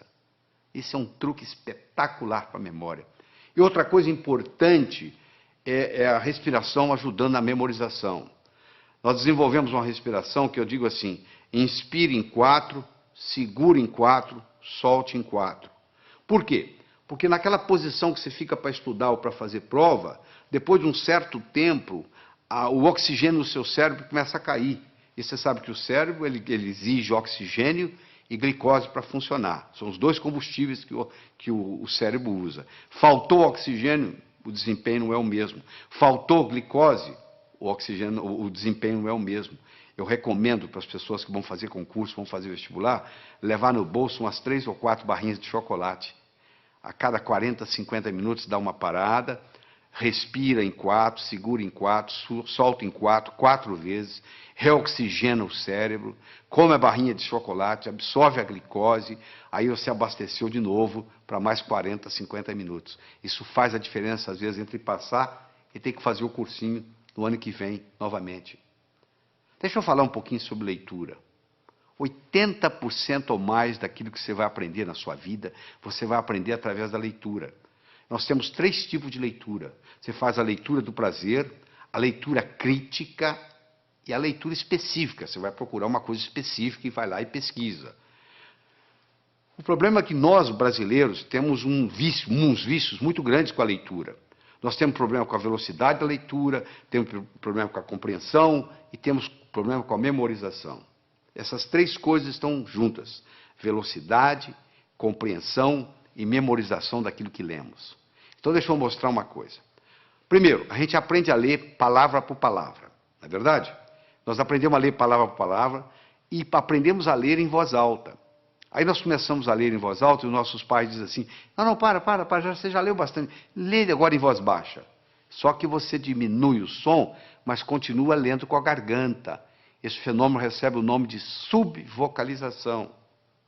Só que a nossa garganta não permite falar mais do que 180, 190 palavras por minuto. Se você lê com a garganta, e a maioria lê, porque se você colocar uma pessoa lendo em silêncio e colocar um eletrodo aqui na área da laringe, você vai perceber que à medida que ela vai lendo, ela vai ativando a laringe. Se você tem esse vício de subvocalização, você está limitado a 190 palavras por minuto. Olha que interessante. O nosso cérebro chega a pensar 1000 palavras por minuto. Se a nossa garganta só trabalha com 190 palavras por minuto, ou seja, se eu sou limitado a ler 190 palavras por minuto, e o meu cérebro é capaz de pensar 1000, eu passo a maior parte do tempo fazendo o quê? Divagando. Eu fico desatento. Por incrível que pareça, quando eu aumento a velocidade de leitura, eu aumento a minha capacidade de concentração. Existe um outro vício na leitura, que é o chamado de regressão. O meu olho está sempre voltando, está sempre voltando, está sempre voltando. E eu perco um tempo danado nisso. Esses processos, então, o palavra por palavra, o subvocalização, a regressão, são problemas que prejudicam intensamente a nossa velocidade de leitura. Então, eu vou recomendar a você aqui, para você pegar o jeito. É como andar de bicicleta, você tem que colocar a rodinha primeiro, você vai virar o livro de cabeça para baixo, e você vai ler com as mãos, usando a mão como orientação, e ler de cabeça para baixo. Só para você pegar o jeito, você pegar a mecânica, e no pegar a mecânica, aquilo faz uma diferença. E de vez em quando existe um exercício muito interessante, que se você esfregar uma mão na outra, esfregar até esquentar, faz aí, você que está me assistindo, faz aí, vai, até esquentar, aí você coloca em cima dos olhos, na mesma hora você descansa o globo ocular. Faz isso umas 2 ou 3 vezes, que vai fazer uma diferença enorme na sua leitura. Outra coisa importante.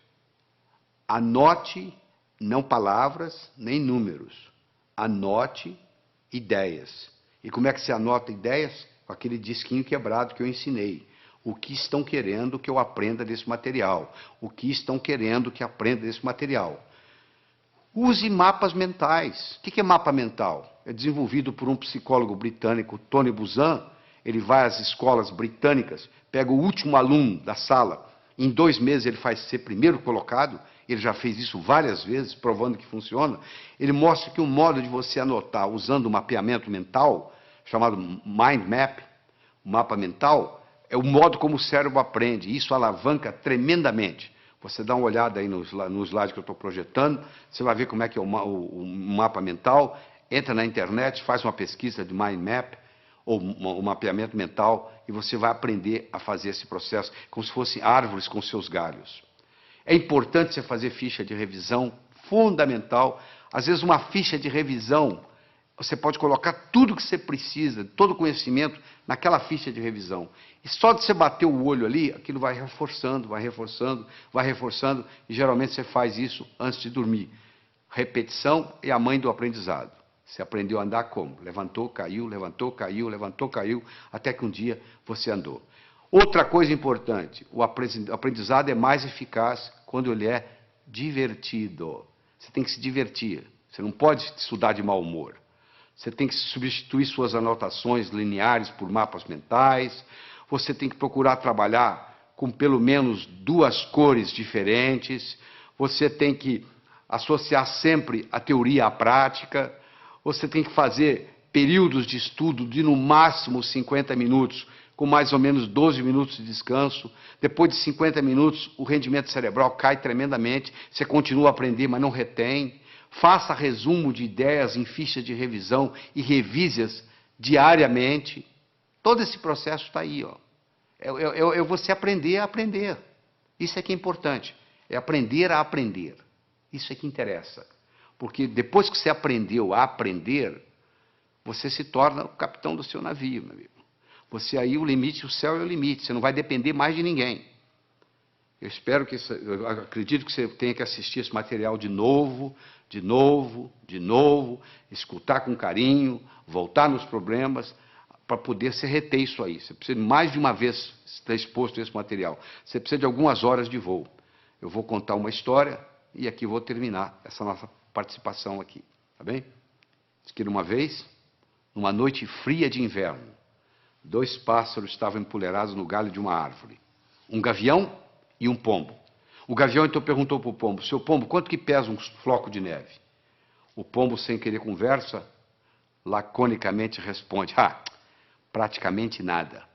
O gavião então disse: pois é, no inverno passado, numa noite como essa, nevando como agora, eu não tinha o que fazer, nem com quem conversar, eu estava empoleirado num desses galhos aqui por perto, eu comecei a contar os flocos de neve que caiu no galho onde eu estava.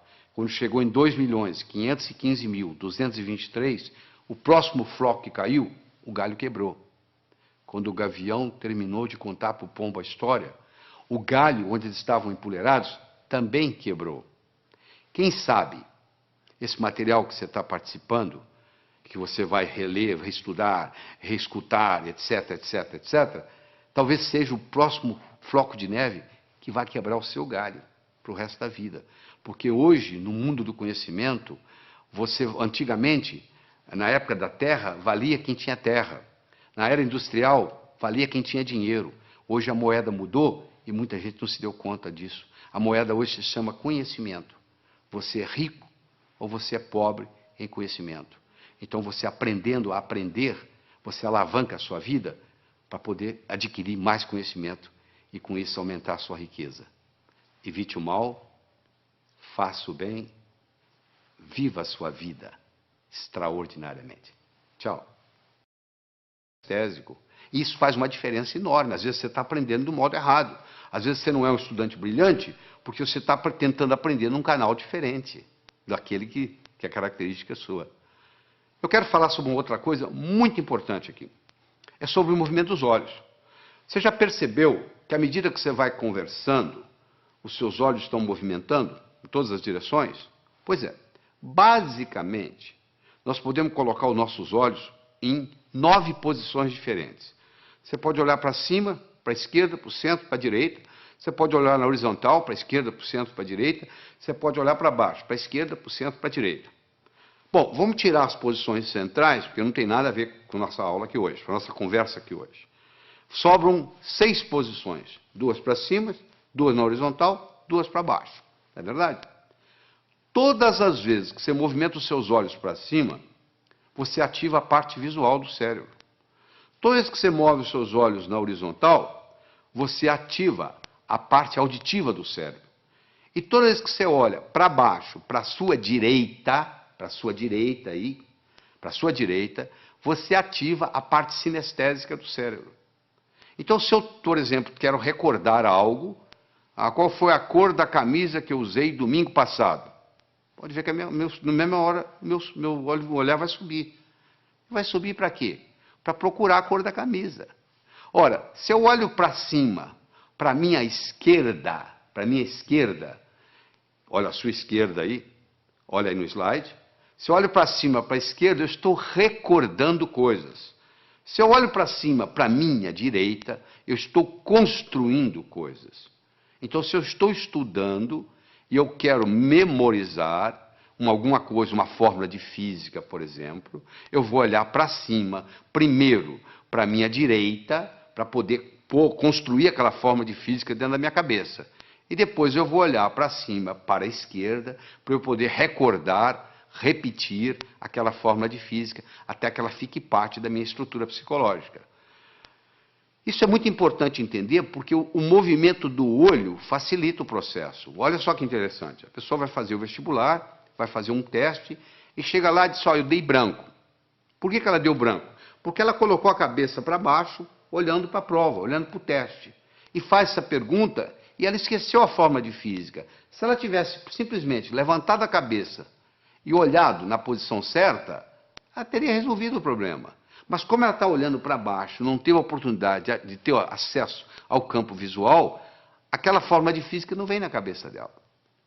Então isso aí, nós poderíamos gastar horas e horas e horas estudando isso aqui, mas não é só a finalidade disso. Mas eu quero que vocês entendam que diz que os olhos são as janelas da alma, eu diria também que os olhos são as janelas da mente. É interessante. Todos os estudos feitos até agora, em todos os países onde foi feito, não existe nenhuma correlação entre a nota que se tira na escola e o sucesso que se tem na vida. Em outras palavras, eu posso ter um estudante medíocre, que vai ser um grande empresário, ou eu posso ter um CDF, que não vai dar nada na vida. Não existe nenhuma correlação. É importante você pensar isso. Por que não existe uma correlação? O Dr. Hicks fez isso nos Estados Unidos e provou que não havia nenhuma correlação, e outros repetiram esses estudos no mundo todo. Por que não existe? Porque talvez a escola esteja ensinando coisas que não têm muita aplicabilidade. Eu digo sempre o seguinte, às vezes o que cai na prova não cai na vida. Quer dizer, você estuda aquilo de uma forma para fazer na prova, e depois não tem nenhuma aplicabilidade na vida. O homem não constrói fora de si nada que não tenha dentro de si. Se eu não tiver um conhecimento pragmático para executar, às vezes o conhecimento que eu tenho ele é abstrato, ele é um conhecimento do pescoço para cima, ele não tem muito impacto na minha vida. Eu adoro uma analogia que eu faço, que é do indivíduo atravessando um cabo de aço de um prédio para o outro. O que precisa? 3 coisas. Eu preciso querer, se eu não quiser, eu não ando. Eu preciso saber, se eu não souber, eu vou cair. E eu preciso de cabo de aço. Eu posso querer, eu posso saber, mas se não houver cabo de aço, não tem jeito. Tem muita gente querendo ganhar dinheiro, sabe ganhar dinheiro, mas não surge a oportunidade. Então, o nosso desempenho, ele vai depender da nossa motivação, ele vai depender da nossa competência, ele vai depender da nossa oportunidade. A motivação é o querer, a competência é o saber, e a oportunidade, no caso aqui, é o cabo de aço. Então, você, para ser um bom estudante, você tem que estar motivado. Só motivado não adianta. Tem muita gente motivada, mas desmotiva logo, porque não tem a estratégia, não tem a competência de desenvolver o processo. Então, não tem um modelo. Então, deixa eu falar para você de modelo. Imagine que eu desse para você de presente agora uma pérola. Você não ia ficar segurando essa pérola na mão, você ia colocá-la no bolso, não é verdade? Daqui uma semana eu me encontro com você pela segunda vez, e lhe dou uma segunda pérola. De novo, você coloca ela no bolso. Daqui 15 dias eu vou lhe dar uma terceira pérola, você vai colocá-la no bolso. Daqui 6 meses eu vou me encontrar com você e vou perguntar assim, onde é que estão as pérolas que eu lhe dei? Você vai responder mais ou menos assim, a primeira eu coloquei no criado mudo, a arrumadeira lá em casa não viu, jogou no lixo. A segunda eu esqueci no bolso da calça, a calça foi para a lavanderia, voltou sem pérola. E a terceira eu escondi de mim mesmo, guardei tão bem guardado que eu não sei onde eu coloquei. Não é verdade? Se eu desse para você, antes de lhe dar a pérola, eu desse para você um fio de nylon e orientasse você para colocar as pérolas no fio de nylon, você ia fazer um colar. Se você colocasse esse colar no pescoço, e daqui 6 meses eu me encontrasse com você e perguntasse onde estão as pérolas que eu lhe dei, você ia dizer, estão aqui, eu fiz delas um colar. Meus amigos, você que está aí assistindo, olha só, as pérolas são ideias. O cemitério está cheio de gente que teve boas ideias. Ou não fez nada com elas, ou estragou a vida. Eu já vi muita gente estragar a vida por causa de uma boa ideia. Se eu tiver uma boa ideia, mas não tiver um modelo por trás, é um desastre. Então, a melhor definição que eu conheço de educação é a seguinte: educação é aquilo que fica depois que você esqueceu tudo que você aprendeu. O que fica? Ficam modelos. Tá bom? Eu vou demonstrar isso para você agora. Você vai olhar essa figura que está aí na tela, você vai concentrar nesses 4 pontinhos que está entre os 2 olhos, os 2 corações aí. Eu quero que você olhe aí fixamente por 30 segundos, sem piscar os olhos. Quando eu falar 1, 2 e já, eu vou passar o slide. Aí você vai piscar os olhos 3 vezes. Combinado? Continua olhando fixamente para a tela. Atenção. 1, 2 e já! Pisca os olhos. Isso, eu vou lhe dar uma chance, não fique tranquilo. Eu vou lhe dar mais uma chance, tá? Você vai focar aí, foca. Quando eu falar 1, 2 e já, eu vou passar o slide e você pisca os olhos 3 vezes. Combinado? Atenção. 1, 2 e já! E aí, o que você viu? Você está vendo a imagem de Jesus Cristo? Mas essa tela está em branco, não tem nada. Você está tendo uma experiência de uma realidade virtual. Isso que está acontecendo aí, uma realidade virtual. Mas se você não tivesse visto antes esse slide, você não ia ver essa realidade virtual. Ou seja, eu tive que primeiro criar no seu cérebro um modelo de contraste para depois você poder ver isso. Entendeu como é que funciona a coisa? Então, quando eu tenho um modelo, fica fácil eu identificar. Eu vou confirmar isso agora com você. Escolha qualquer número, pode escolher o que você quiser. Pega um papel, uma caneta para você fazer esse exercício, se for o caso.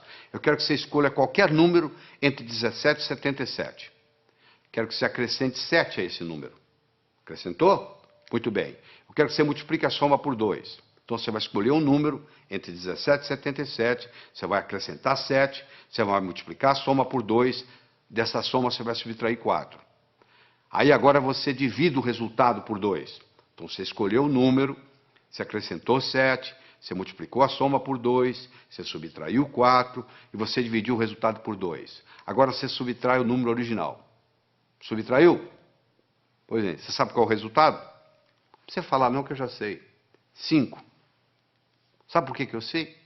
Porque eu criei um algoritmo cujo resultado dá 5. Você quer ver? Olha só, eu criei um algoritmo assim. Você escolhe um número X, você acrescenta 7 a esse número, tá certo? Aí você pega esse resultado, x mais 7, multiplica por 2, dá 2x mais 14. Você pega esse 2x mais 14, você tira 4, dá 2x mais 10. Você pega esse 2x mais 10, divide por 2, dá x mais 5. Você tira o número original, que é x, o que sobra? 5. Não é mágica, não, isso é tecnologia. O resultado vai dar 5, não tem nenhuma dúvida. Então, eu criei um algoritmo cujo resultado é 5. Do mesmo modo que eu posso criar um algoritmo para ter sucesso profissional, e o resultado vai ser sucesso. Então, quando eu tenho um algoritmo, quando eu tenho um programa testado, e eu coloco aquilo na minha estrutura psicológica, o resultado é muito simples. Quer ver? Eu vou fazer mais um teste com você. Eu quero que você conte quantos triângulos você consegue ver nessa figura. Eu sei que tem triângulos aí, os mais variados. Ó. Tem o triângulo AG, AGB, tem o BHC, e assim vai. Se nós pudéssemos ficar aqui uma meia hora conversando, você ia começar a descobrir triângulos para cá. Você diz, peraí, tem um triângulo aqui que é o ADB que eu não contei. Ih, peraí, tem o AEB. Olha, vai aparecendo, vai aparecendo, vai aparecendo. E eu quero saber se hoje o salário seu desse mês depende de você descobrir quantos triângulos tem aí.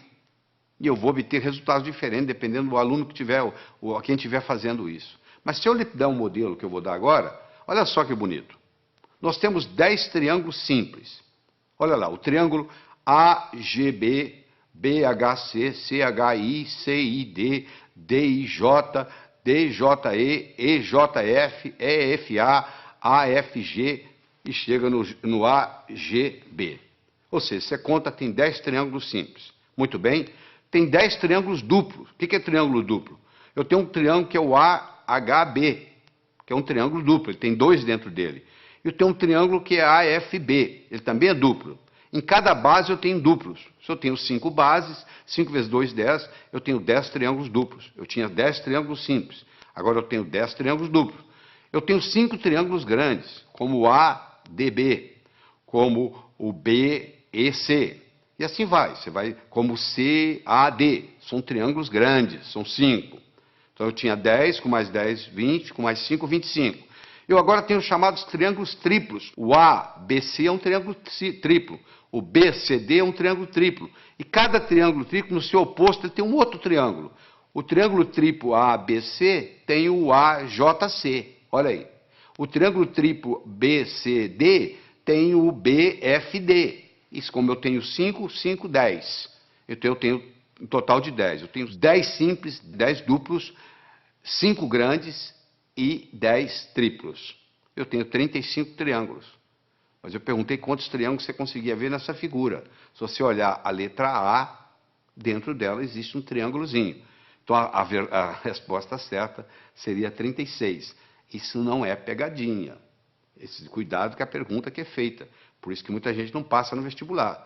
Parece que a pergunta é pegadinha. Não. Quantos triângulos você consegue ver nessa figura?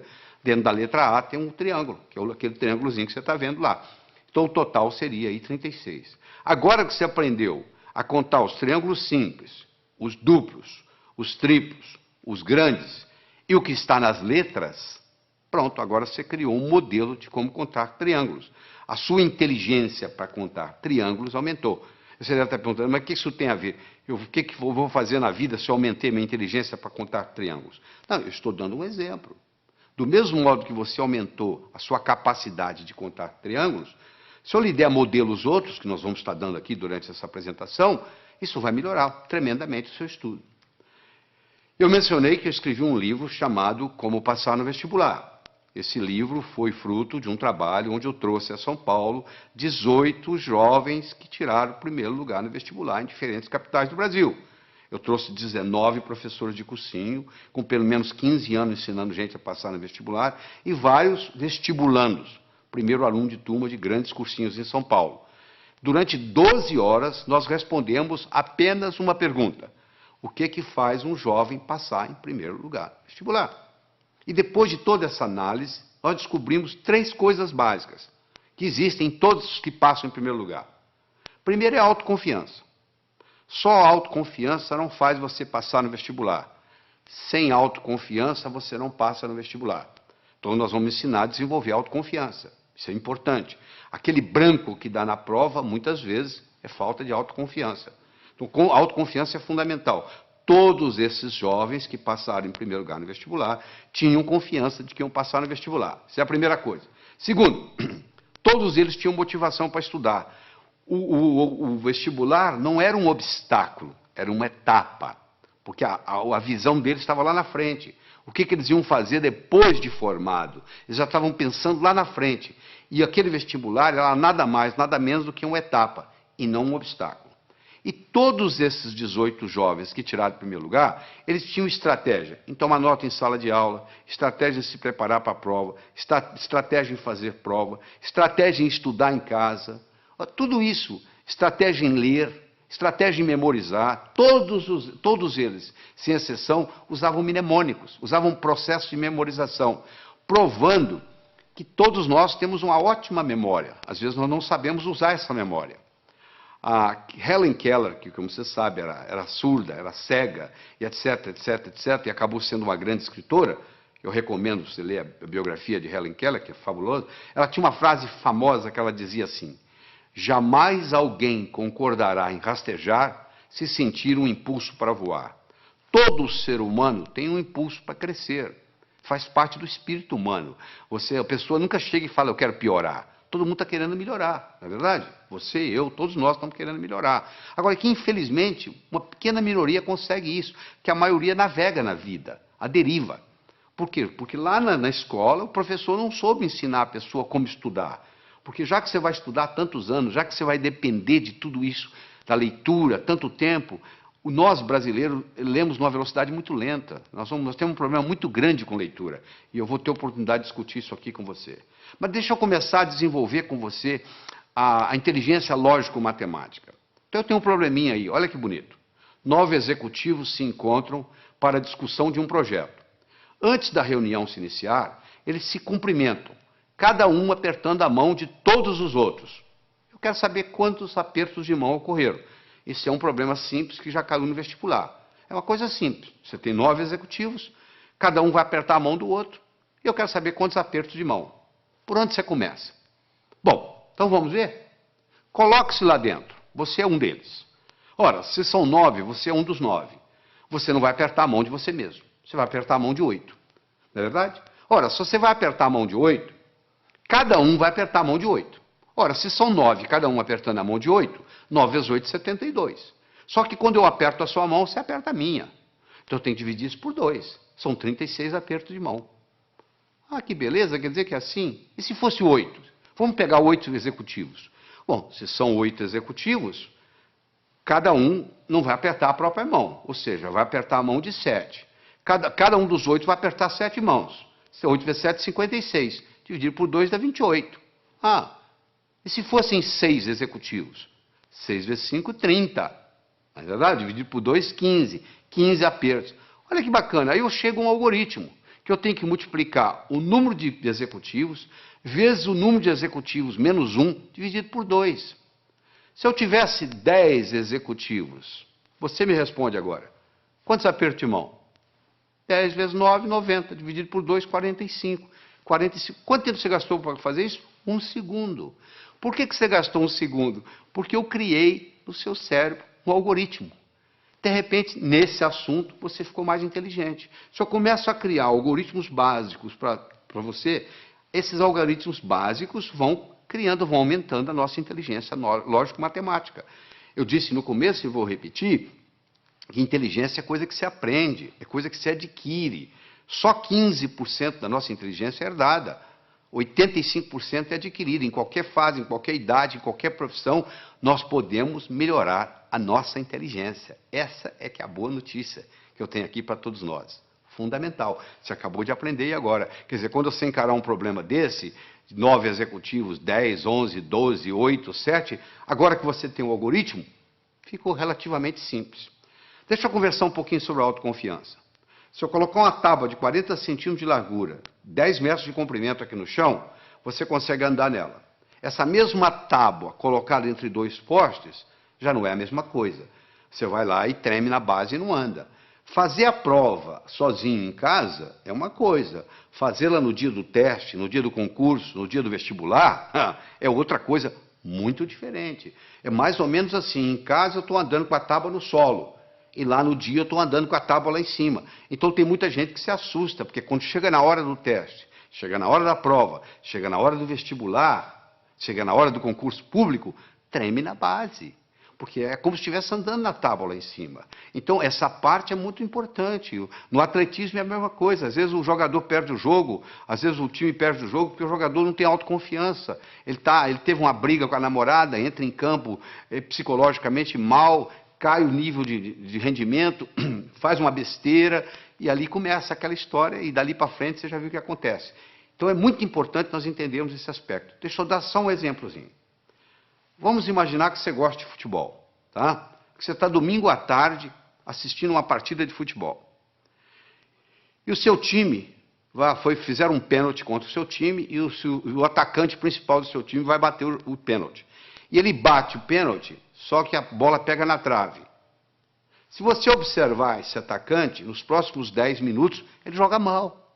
Por que ele joga mal? Porque ele fica ruminando aquilo. Poxa, perdi uma oportunidade de fazer meu time ganhar. Poxa, perdi o pênalti. Então, até ele se recuperar daquilo, leva um tempo. Imagina você está fazendo uma prova de 80 perguntas. Você tem 4 horas para terminar a prova. Você encara o primeiro problema. Você fica 7, 8 minutos no problema e não consegue resolver. Sabe como é que a sua autoestima faz? Vai lá no pé. Pronto, a sua autoconfiança acabou. O resto da prova você já não tem o mesmo desempenho mental. Olha que interessante. Para fazer prova existe estratégia. Você quer estratégia? Você lembra quando você era criança, você jogava vareta? Soltava as varetas na mesa. Qual que você pegava primeiro? A mais fácil. E depois? A mais fácil. E depois? A mais fácil. Você não ia buscando a mais fácil? Então, na prova é a mesma coisa. Você tem que pegar a prova e dividir ela em questões A, B e C. A são aquelas perguntas que você sabe responder. B são aquelas que você sabe responder, mas que vai dar um pouco de trabalho. E C são aquelas que você não sabe se vai responder. Você responde às A's, marca as B's e pula as C's. Se você, aí quando você terminar as A's, você já fez bastante ponto, a sua autoestima já está elevada, você vai e resolve as B's. Se sobrar tempo, você vai encarar as C's. E se não der, você então entra com a estratégia de chutar. Você entendeu? Mas quando, é uma estratégia simples, é a estratégia de jogar vareta. Mas uma pessoa que não tem essa estratégia simples na cabeça, ela encara uma prova, um concurso, ela pensa que tem que responder na ordem, 1, 2, 3, 4, 5, 6. Por azar, ela pega uma pergunta que é difícil para ela, que ela não sabe a resposta, e ela perde ali 6, 7, 8 minutos, e sai dali desanimada, já a autoestima já lá embaixo. Olha o impacto que tem. Uma explicação simples dessa, olha a contribuição que faz para você, olha a diferença que isso faz. Vamos continuar no nosso processo lógico-matemático? Então eu tenho mais um probleminha para você. Olha aí. Um comerciante comprou uma cadeira por $70. Vendeu-a logo em seguida por 80. Comprou de volta a mesma cadeira por 90 e vendeu-a novamente por 100. Quanto foi o lucro dele nessa transação? Então ele comprou a cadeira por 70, vendeu por 80. Comprou a mesma cadeira por 90, vendeu por 100. Eu agora vou dar um tempinho para você. Você vai ter que me responder aí o que você acha. Quanto que ele ganhou ou perdeu nessa transação.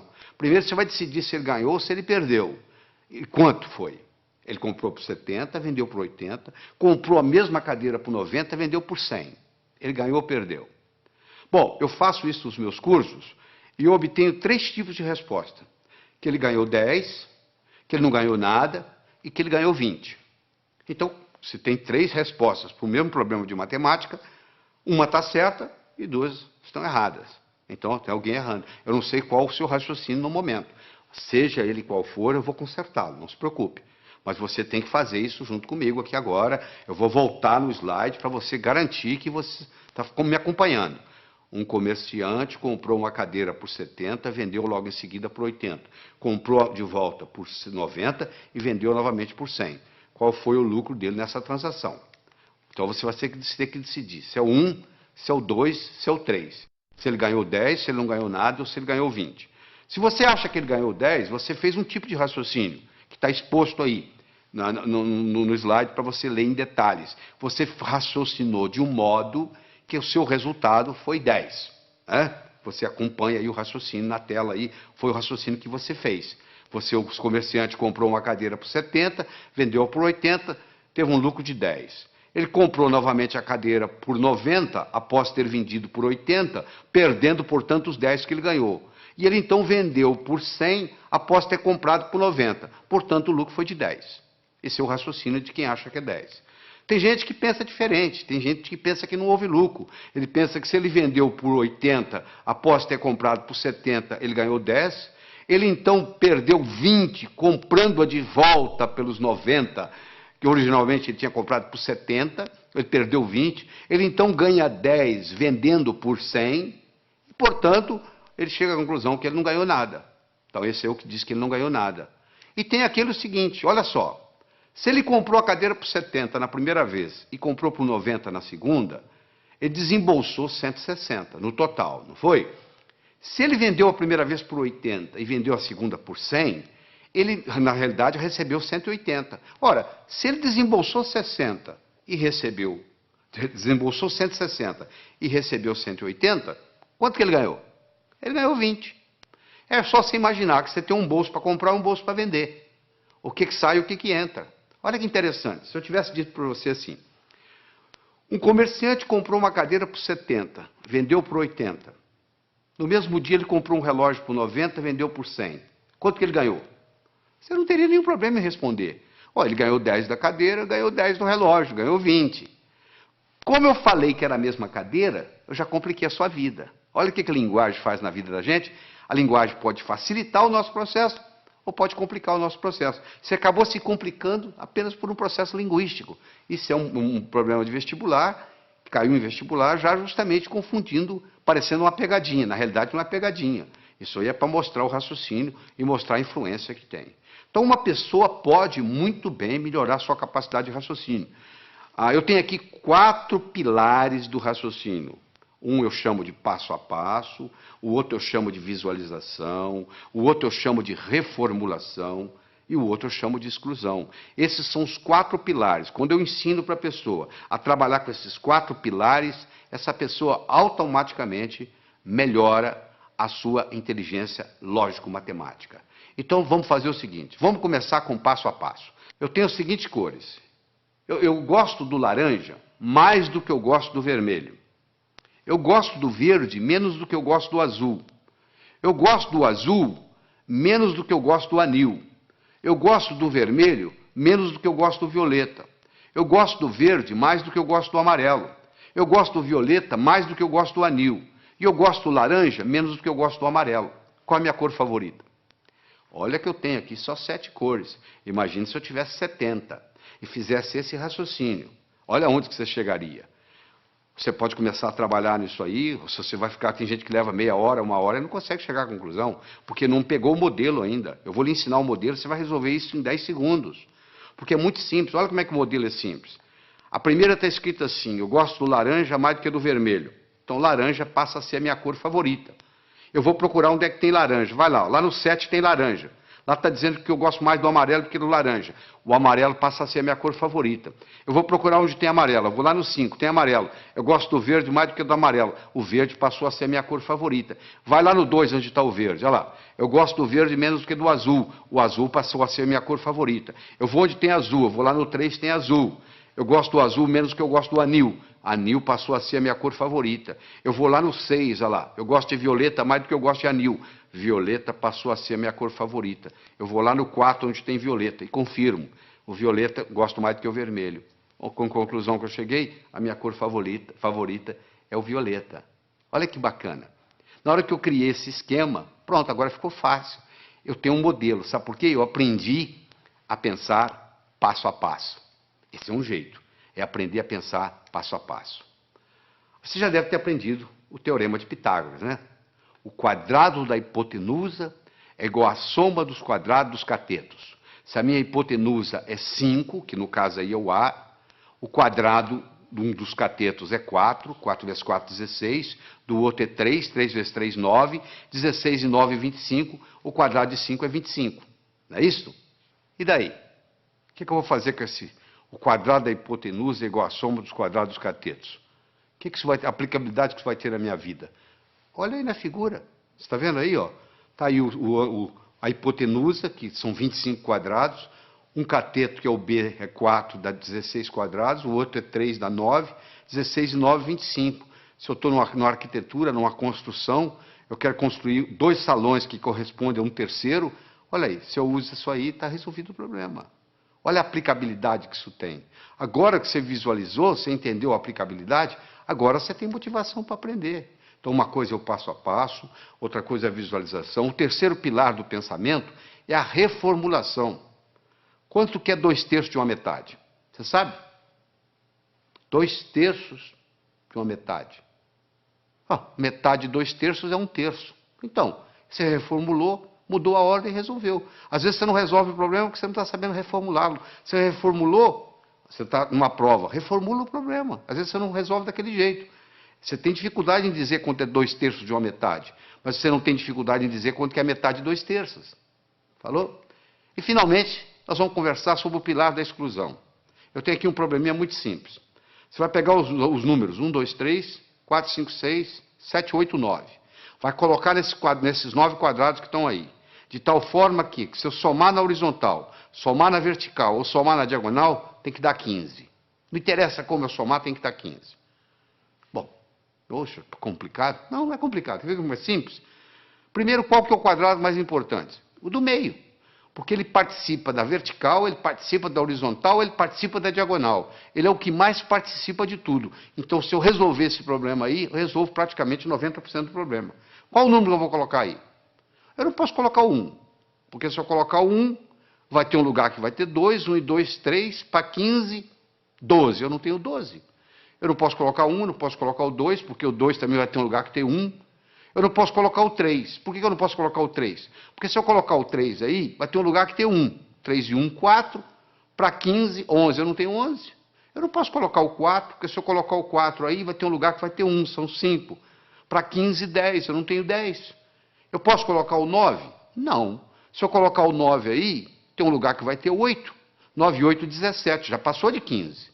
E se eu colocar o 7? Também não pode. 9 e 7, 16. Já passou de 15. E se eu colocar o 6? 9 e 6, 15. E o que sobra para o outro? Eu não tenho 0. Então eu vou excluindo, excluindo, excluindo, até eu chego à conclusão que só tem um número para eu colocar aí, é o 5. Aí na hora que eu coloquei o 5 aí, ó, a coisa fica muito simples. Você pode fazer você mesmo aí, você vai ver aí que se você somar na horizontal, somar na vertical, somar na diagonal, o resultado dá sempre 15. Eu comecei o problema, você fala, isso eu não consigo fazer. Não consegue não. É porque você não tinha parado para pensar no processo da exclusão. Agora você tem o pilar da exclusão, da visualização, da reformulação, do passo a passo, e aí o processo vai. Então nós já falamos, é importante você levar em consideração a motivação. Como é que você motiva? Você fica olhando a sua meta. E é uma coisa, gente, preparar para o vestibular, preparar para concurso, preparar para a vida, não é uma corrida de 100 metros. É uma maratona. Você conversa com um maratonista, a estratégia é bem diferente de correr 100 metros. Porque o maratonista, ele sabe que vai demorar a corrida. O corredor de 100 metros sabe que vai acabar logo. Eu acho que eu tenho que aprender para a vida. Eu tenho que manter isso na minha memória. E o que acontece com a maioria dos estudantes? Aprende, esquece, aprende, esquece, aprende, esquece. E diz assim, minha memória é ruim, a memória não serve para nada. Não é só a memória que é ruim, é porque você não sabe usar a sua memória. Deixa eu lhe ensinar 3 segredos. A memória gosta de movimento. Uma coisa é eu pensar num cachorro parado, outra coisa é pensar num cachorro correndo. É totalmente diferente. Aquelas memórias que você tem na sua mente, elas estão lá na forma de filmes e não na forma de slides. Se você memoriza coisa parada, você esquece.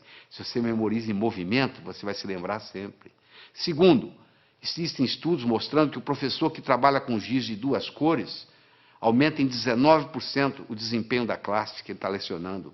Porque você usando mais de uma cor, você estimula outras áreas do cérebro. Se você trabalha só com preto e branco, você está trabalhando com a área esquerda, o seu hemisfério esquerdo do cérebro. Se você trabalha com colorido, outra cor qualquer, você está trabalhando com o lado direito.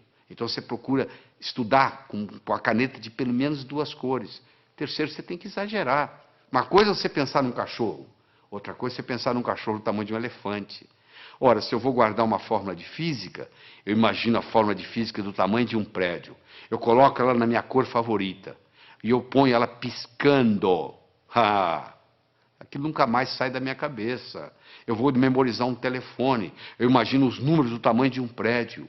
Eu imagino os números coloridos, eu imagino os números piscando. Pronto, aquilo ali memoriza. Então não existe a história de memória ruim.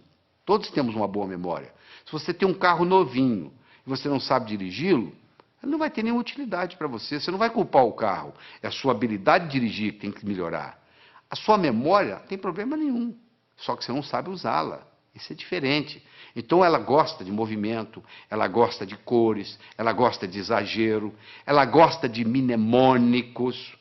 Todos esses jovens, 18 jovens que eu estudei, que tiraram o primeiro lugar no vestibular, todos eles, sem exceção, trabalhavam com mnemônicos. Você quer ver um mnemônico simples?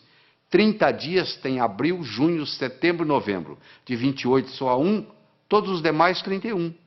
Pronto. Se o mês tem 30 ou tem 31 dias, está aí para você na tela aí, um mnemônico para você olhar. Então você tem que criar seus próprios mnemônicos, um jeito de você fazer para facilitar a sua memória. Todos os 18 jovens não só trabalhavam com mnemônicos, mas trabalhavam com fichas de revisão. Eles faziam verdadeiros baralhos, baralho de física, baralho de química, baralho de biologia, e eles iam colocando aquilo ali, fazendo toda noite antes de dormir, eles faziam uma revisão. A medicina mostra que os últimos 20 minutos, o que você vivencia nos últimos 20 minutos antes de dormir, rumina na sua cabeça a noite toda. Se você estuda o dia inteiro, vai assistir televisão e vai para a cama, o que vai ruminar não é o que você estudou durante o dia, é a televisão que você assistiu. Então você estuda o dia todo, vai, assista a sua televisão merecidamente, volta à mesa de estudos, estuda mais 10, 15 minutos, aí você vai para a cama, aí você vai passar no concurso, você vai passar no vestibular, porque você está ruminando a noite toda aqueles 15 minutos de revisão, e aí vem a hora da revisão, você tem que ter como se fosse você vai ter que ter um fichário, como se fosse um baralho mesmo, um baralho de física, um baralho de química, um baralho de biologia, e você passa o olho ali, vai passando o olho. Repetição é a mãe do aprendizado, não é verdade? Como é que você aprendeu a andar? Você levantou, caiu, levantou, caiu, levantou, caiu, até que um dia você andou. Então é muito importante você entender isso. É muito importante você colocar ritmo e rima, é muito importante você... o contexto. É fundamental o contexto, você não tem ideia do contexto. O contexto é assim, quer ver? Onde é que eu coloquei a chave? Onde é que eu coloquei aquela chave? Você não consegue se lembrar. Aí, de repente, você entra naquele quarto. Coloquei ali. Porque você entrou no contexto onde estava a chave. Ora, se eu estou lá na prova, eu estou tentando lembrar aquela fórmula de física, eu não consigo lembrar a fórmula de física, não consigo me lembrar, aí eu fecho os olhos, me transporto para a minha mesa de estudos, lá onde eu estudei aquela fórmula, de repente vem na cabeça. Isso é um truque espetacular para a memória. E outra coisa importante é a respiração ajudando na memorização. Nós desenvolvemos uma respiração que eu digo assim, inspire em 4, segure em 4, solte em 4. Por quê? Porque naquela posição que você fica para estudar ou para fazer prova, depois de um certo tempo, o oxigênio no seu cérebro começa a cair. E você sabe que o cérebro ele exige oxigênio e glicose para funcionar. São os dois combustíveis que o cérebro usa. Faltou oxigênio, o desempenho não é o mesmo. Faltou glicose, o desempenho não é o mesmo. Eu recomendo para as pessoas que vão fazer concurso, vão fazer vestibular, levar no bolso umas 3 ou 4 barrinhas de chocolate. A cada 40, 50 minutos dá uma parada, respira em 4, segura em 4, solta em 4, 4 vezes, reoxigena o cérebro, come a barrinha de chocolate, absorve a glicose, aí você abasteceu de novo para mais 40, 50 minutos. Isso faz a diferença, às vezes, entre passar e ter que fazer o cursinho no ano que vem, novamente. Deixa eu falar um pouquinho sobre leitura. 80% ou mais daquilo que você vai aprender na sua vida, você vai aprender através da leitura. Nós temos 3 tipos de leitura. Você faz a leitura do prazer, a leitura crítica e a leitura específica. Você vai procurar uma coisa específica e vai lá e pesquisa. O problema é que nós, brasileiros, temos uns vícios muito grandes com a leitura. Nós temos problema com a velocidade da leitura, temos problema com a compreensão e temos problema com a memorização. Essas 3 coisas estão juntas: velocidade, compreensão e memorização daquilo que lemos. Então, deixa eu mostrar uma coisa. Primeiro, a gente aprende a ler palavra por palavra, não é verdade? Nós aprendemos a ler palavra por palavra e aprendemos a ler em voz alta. Aí nós começamos a ler em voz alta e os nossos pais dizem assim, não, para, você já leu bastante, lê agora em voz baixa. Só que você diminui o som, mas continua lendo com a garganta. Esse fenômeno recebe o nome de subvocalização. Só que a nossa garganta não permite falar mais do que 180, 190 palavras por minuto. Se você lê com a garganta, e a maioria lê, porque se você colocar uma pessoa lendo em silêncio e colocar um eletrodo aqui na área da laringe, você vai perceber que à medida que ela vai lendo, ela vai ativando a laringe. Se você tem esse vício de subvocalização, você está limitado a 190 palavras por minuto. Olha que interessante. O nosso cérebro chega a pensar 1000 palavras por minuto.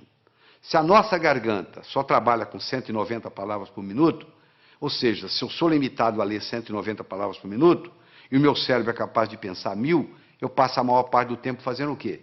Divagando. Eu fico desatento.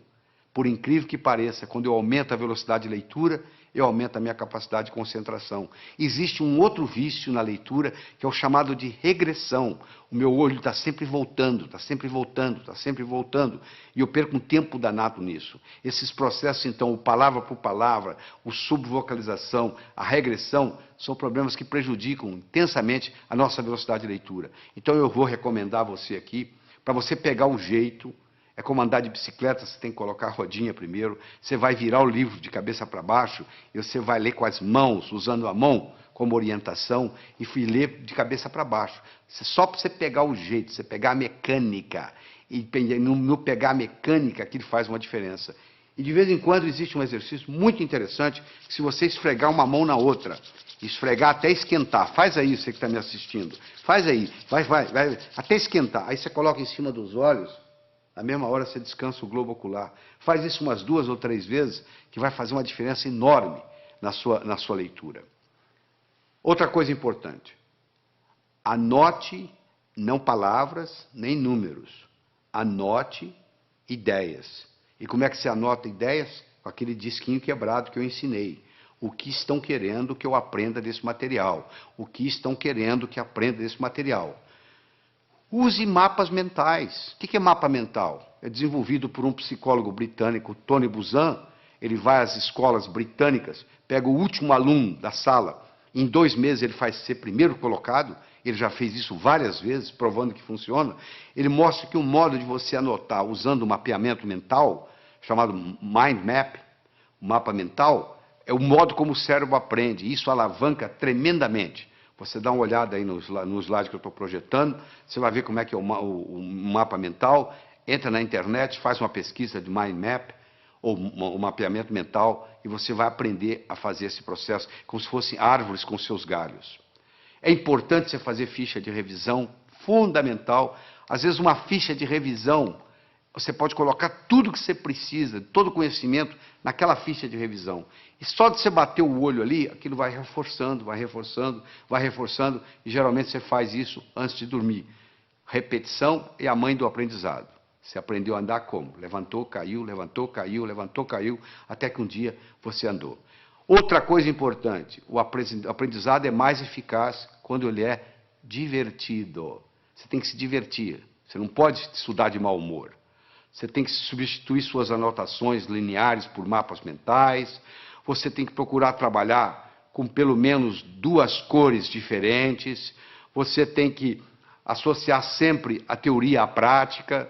Você tem que fazer períodos de estudo de no máximo 50 minutos, com mais ou menos 12 minutos de descanso. Depois de 50 minutos, o rendimento cerebral cai tremendamente. Você continua a aprender, mas não retém.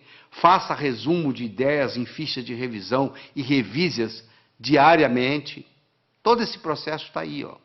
É você aprender a aprender. Isso é que é importante. É aprender a aprender. Isso é que interessa. Porque depois que você aprendeu a aprender, você se torna o capitão do seu navio, meu amigo. Você aí, o limite, o céu é o limite. Você não vai depender mais de ninguém. Eu espero que, eu acredito que você tenha que assistir esse material de novo, escutar com carinho, voltar nos problemas, para poder se reter isso aí. Você precisa mais de uma vez estar exposto a esse material. Você precisa de algumas horas de voo. Eu vou contar uma história e aqui vou terminar essa nossa participação aqui. Tá bem? Diz que uma vez, numa noite fria de inverno, 2 pássaros estavam empoleirados no galho de uma árvore. Um gavião e um pombo. O gavião então perguntou para o pombo: seu pombo, quanto que pesa um floco de neve? O pombo, sem querer conversa, laconicamente responde: praticamente nada. O gavião então disse: pois é, no inverno passado, numa noite como essa, nevando como agora, eu não tinha o que fazer, nem com quem conversar, eu estava empoleirado num desses galhos aqui por perto, eu comecei a contar os flocos de neve que caiu no galho onde eu estava. Quando chegou em 2.515.223, o próximo floco que caiu, o galho quebrou. Quando o gavião terminou de contar para o pombo a história, o galho onde eles estavam empoleirados também quebrou. Quem sabe esse material que você está participando, que você vai reler, reestudar, reescutar, etc., etc., etc., talvez seja o próximo floco de neve que vai quebrar o seu galho para o resto da vida. Porque hoje, no mundo do conhecimento, antigamente, na época da terra, valia quem tinha terra. Na era industrial, valia quem tinha dinheiro. Hoje a moeda mudou e muita gente não se deu conta disso. A moeda hoje se chama conhecimento. Você é rico ou você é pobre em conhecimento. Então, você aprendendo a aprender, você alavanca a sua vida para poder adquirir mais conhecimento e, com isso, aumentar a sua riqueza. Evite o mal, faça o bem, viva a sua vida extraordinariamente. Tchau.